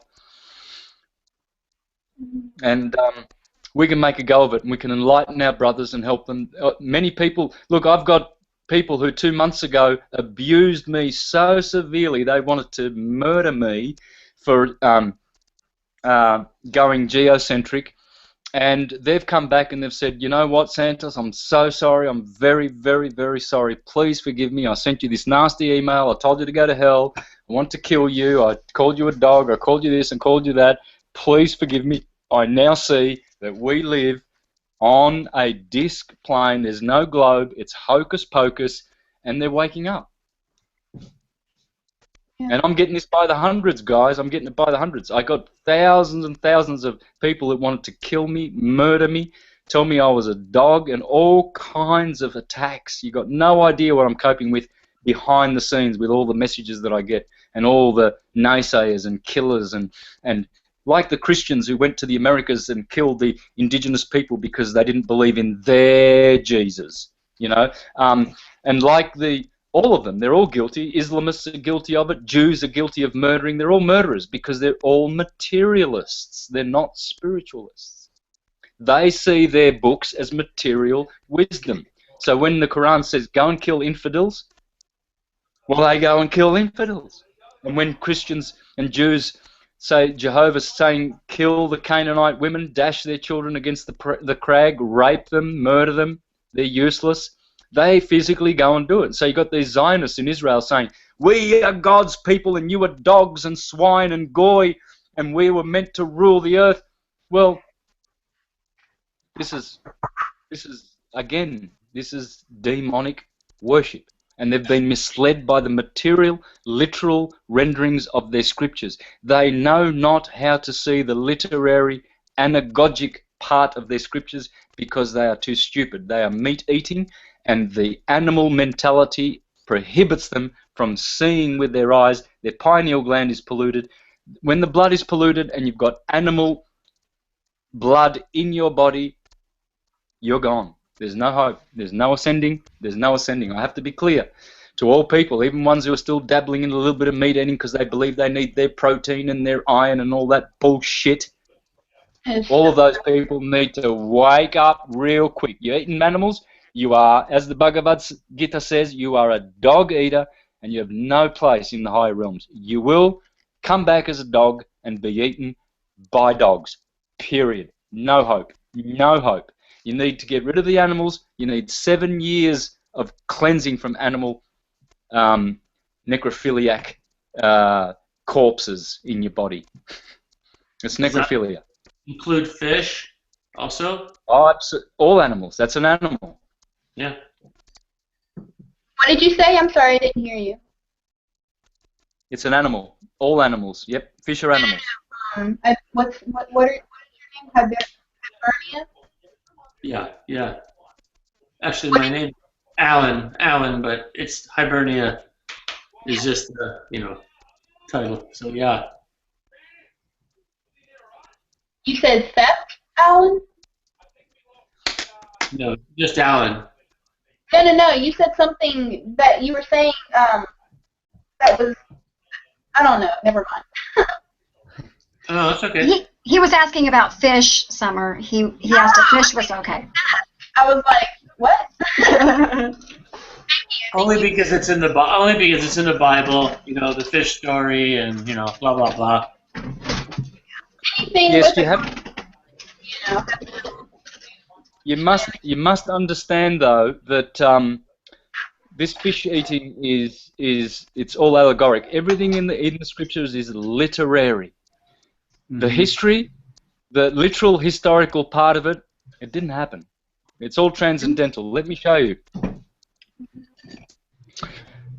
Here's one of the best Hare Krishna books you will ever read, Jaiva Dharma. This was a gift to me from Sulabha, my Hare Krishna friend, and I knew the moment I started reading this book that I was on something great, just something great. But this is how they explain the difference, what I'm trying to explain to you about historical mundane as opposed to, so you've got historical mundane temporal conditioned history, which doesn't exist, and you've got transcendental spiritual unconditioned true history, which is what's in our scriptures. So he says here, talking about Krishna coming to earth and reincarnating, and it says Sri Krishna takes birth, performs activities, and gives up his body. So how can his form be eternal? Lahiri Masahaya asked. So he's asking Babaji, tell me, how does Krishna come to the earth if he's God and he reincarnates? It's ridiculous. So is he God or is he not? Or is he reincarnated? So how did Jesus get here? He's walking around on the earth. Isn't Jesus God forever in the heavens? And he is.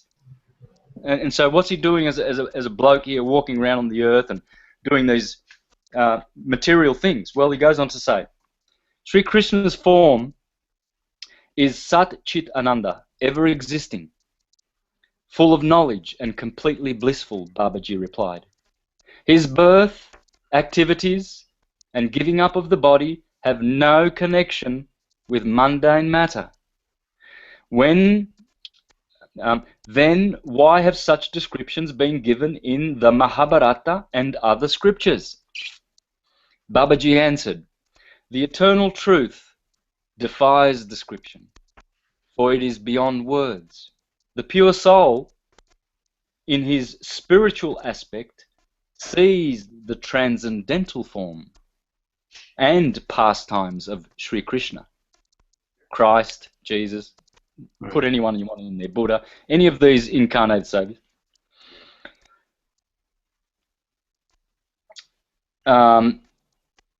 When he describes that supreme reality through words, it appears just like worldly, mundane history. Those who are capable of extracting the essence from the scriptures, like Mahabharata, experience Krishna's pastimes in a specific way. However, when people of mundane intelligence hear these descriptions, they interpret them in different ways. When one meditates on the form of Sri Krishna, the conception which arises in the heart is limited by time and space. Lahiri Mahasaya said, how can one transcend such limitations and meditate on Krishna's actual form? And then he goes on to explain. That's on page 62. So basically what Babaji taught was that there's a mundane rendering in words. Words have a mundane aspect to them because they're here in the world. And words cannot transcend thoughts and descriptions and anagogic renderings of their own. What is required is for you and I to be spiritual and transcendental in our minds. So we have to be self-realized, and then we understand the true history, that it's not mundane history. Interpret the allegory or metaphor or whatever, right? According to your level. As you are, so you will interpret. Yeah. If your mentality is the grossest mundane type of mentality, then you're going to have a Jesus boy man savior who came down here and he actually went to the toilet and burped and farted and sneezed and yawned and did all of these, scratching his bum and everything, like picking his nose. And if that's what you want God to do, that's fine, because that's your mentality. But my mentality has risen above all that. Santa Claus ain't Santa Claus for me. Santa Claus is spiritual. It's in here. And I know Jesus, and I know Jesus Christ is Lord and Savior in my heart eternally, never in history. Never. Not for me. It will be for the mundane dudes out there who can't handle it. But not for me. I'm saved. I'm gone. I'm out of this fixation with material lust and material pastimes. I'm done. I've done enough of it. I'm 52 now, and I'm just done. I've done enough. I was a teenager, and I was a fool, and I did all that, and I chased up every kind of, pleasurable activity, and sense gratification. It means nothing anymore. Yeah, doesn't mean a thing. Yeah, the books, the Emerald Tablet, the Torah, the Quran, the Bible, should all be translated different levels of consciousness. I mean, you can, like you said, read it as like the lowest level in the literal, version, or it can be interpreted on many different levels of consciousness. And actually, the intro into the Emerald Tablet was saying you can read or listen to these tablets 100 different times, and you're going to get something different from each different time because of the power and just the power in them. And I've experienced it. I've only listened to them like maybe 10 times, but every time it's like mind-blowing. Yeah, because it's a living book. The Bible itself tells you the Word of God is alive and exerts power and can discern between spirit and soul. The letter of the Word killeth, but the spirit of the word vivifies. So what do you want? The letter of the word which kills? Oh, I want my Jesus, baby Jesus in the crib. Oh, he's so cute, that literal Jesus in the manger with all the animals. And I want my man Jesus Saviour, who had a beard and was Jewish looking. Oh, that's a nice Jesus Messiah. That's all a crock. It's non-existent. Non-existent. There's only one Jesus, and that Jesus is one, not two. Can't be divided from between the heavens and the earth. There can't be two Jesuses. There can't be an historical one and one in your hearts. That's stupidity. And yet, Christians, so-called churchgoers, they opt for the historical one and exclude the one in their hearts and never get to know the one in their hearts because they're waiting for the historical one to come back, who didn't come, never will come back, and that's their Jesus. Morons. I'm sure we all deal still with the aspect of having people who, under no circumstances, do want to listen, who point out antagonism against you or against us, while we try to give them actually valuable knowledge. Would you recommend to just kiss them on the forehead and put them back to bed, or what is your recommendation? Well, depends what mood you're in. Sometimes I just walk away when I'm in a good mood. But when I'm in a demon-slaying mood, I give it to them. I torment them, and I give it to them, and I tell them how it really is. Depends. Sometimes you can do more harm than good, though, because it's none of your business to have to save them or make them grow. You're just planting seeds, really. We're just seed planters. And so it depends on their intelligence. Sometimes you see a spark of intelligence there, and you think, I think it's worth saving this guy, you know, or this woman. And but other times you just see that dopey, you know, like, whoa, oh God, that's about as dumb as a rodent or something like that. How did they ever incarnate into a human form? I don't know. Run for your life, because you'll just pollute your own. You'll pollute your soul. It'll dirty. Their filthy, stupid, ignorant attitude will make you dirty. Don't give your pearls to swine, man. Yes. Well, the funny thing is, with that, like, they will just come at you with their demons, and it'll entice you because you're just so in awe at the stupidity, at the ignorance, at the evilness, and you just want to jump on it and like, oh my God, I can't believe this, and then it's like, holy crap, this is just a trap. This is an energy trap. Absolutely. So yeah, being able to discern for yourself, you know. Summer, Yep. Tom, another question, you might want to address it. Yeah, Tom. Okay, so Santos. This is from Tom. What about the star Alcyon being mentioned in the Bible several times in a book called Sirius by Richmond M. Temple? The author says that the star Sirius has a very high love energy. Oh, yeah. Sirius is the mother of our son Jesus. Our son is Jesus, and its mother is Sirius. How do I know? Okay, it's easy. Jesus is called Jesus of Nazareth, is he not? Yeah. There it is.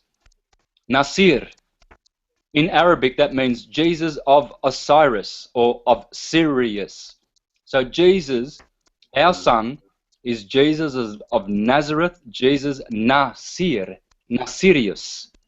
And so she is a glorious star who's probably, I still think it has something to do with our binary system. There must be a binary system. Our vortex sun is vortexing on the flat plane Earth with another star we can't see, or it's Sirius, and why do I say that? Well, simple, because Sirius is always up there at the Tropic of Cancer at the top. And when the sun is at Capricorn, at the bottom of this TP like ramp, like Christmas tree, like ramp, the top is Cancer, and the bottom down here where my elbows are, that's where Capricorn is, and that's the mountain, Mount Sinai, that the sun does every year. It's a vortex. So it compresses as it goes up to Cancer, and then it expands on the way down as it goes to Capricorn. And it's doing this every year. But on the top of the Christmas tree, there's always a 5-pointed star. That's Sirius. And so when we celebrate Jesus' birthday on the 25th of December down here in Capricorn, he's got to get back to his mummy. And when he goes up to Cancer, on July the 4th, that's what July the 4th is all about, Independence Day. That is Cancer. That is Cancer. And nations are born and independent on that day because Jesus Christ, the Son of God, is in conjunction with his mother Mary, Sirius, Isis Mary, Sirius, the star, in Cancer at that time. And they are both together. And they together usher in the dog days of July, August. And because their heat combined is of such a kind that it burns, and it's because they are conjugating. Conjugal. What's an astrological conjugation? Well, it's when a planet... Conjunct. Yeah, it's conjunct. Well, what's conjugation? Well, that's when a man and a woman conjugate. They're making love, yeah? Conjugal relationships, conjugate, to conjoin. When you conjugate verbs, you conjoin the endings and make different kinds of verbs. So they are conjoined, conjugally.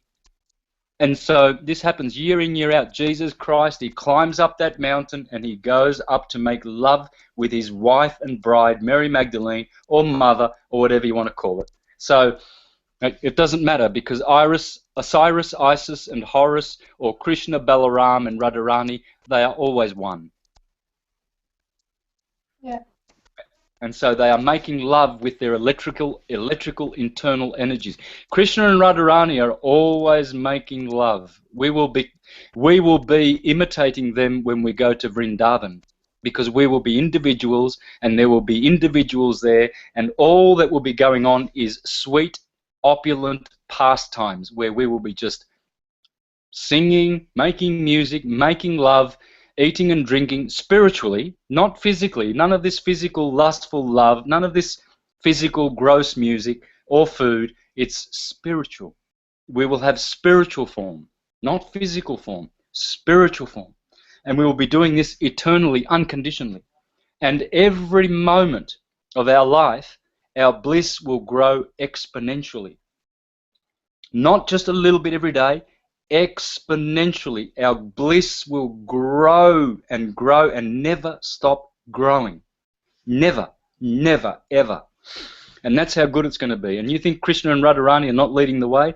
They are basically just sexual eternal partners forever. Why do you think they gave us such a beautiful gift of sex for it to be so pleasant? No one hates sex, do they? Anyone, put your hand up if you reckon it's horrible. Put your hand up if you hate music. Put your hand up if you think food does just not taste good. Put your hand up if you don't like meeting beautiful people. It's all pleasing, because that's what Krishna means. Krishna means the all-attractive, pleasing one. And that's why you have Krishna in you, because you have charisma. Don't you have charisma? I've got charisma. Krishna. Same word. We imitate the Lord. All right, guys, I reckon we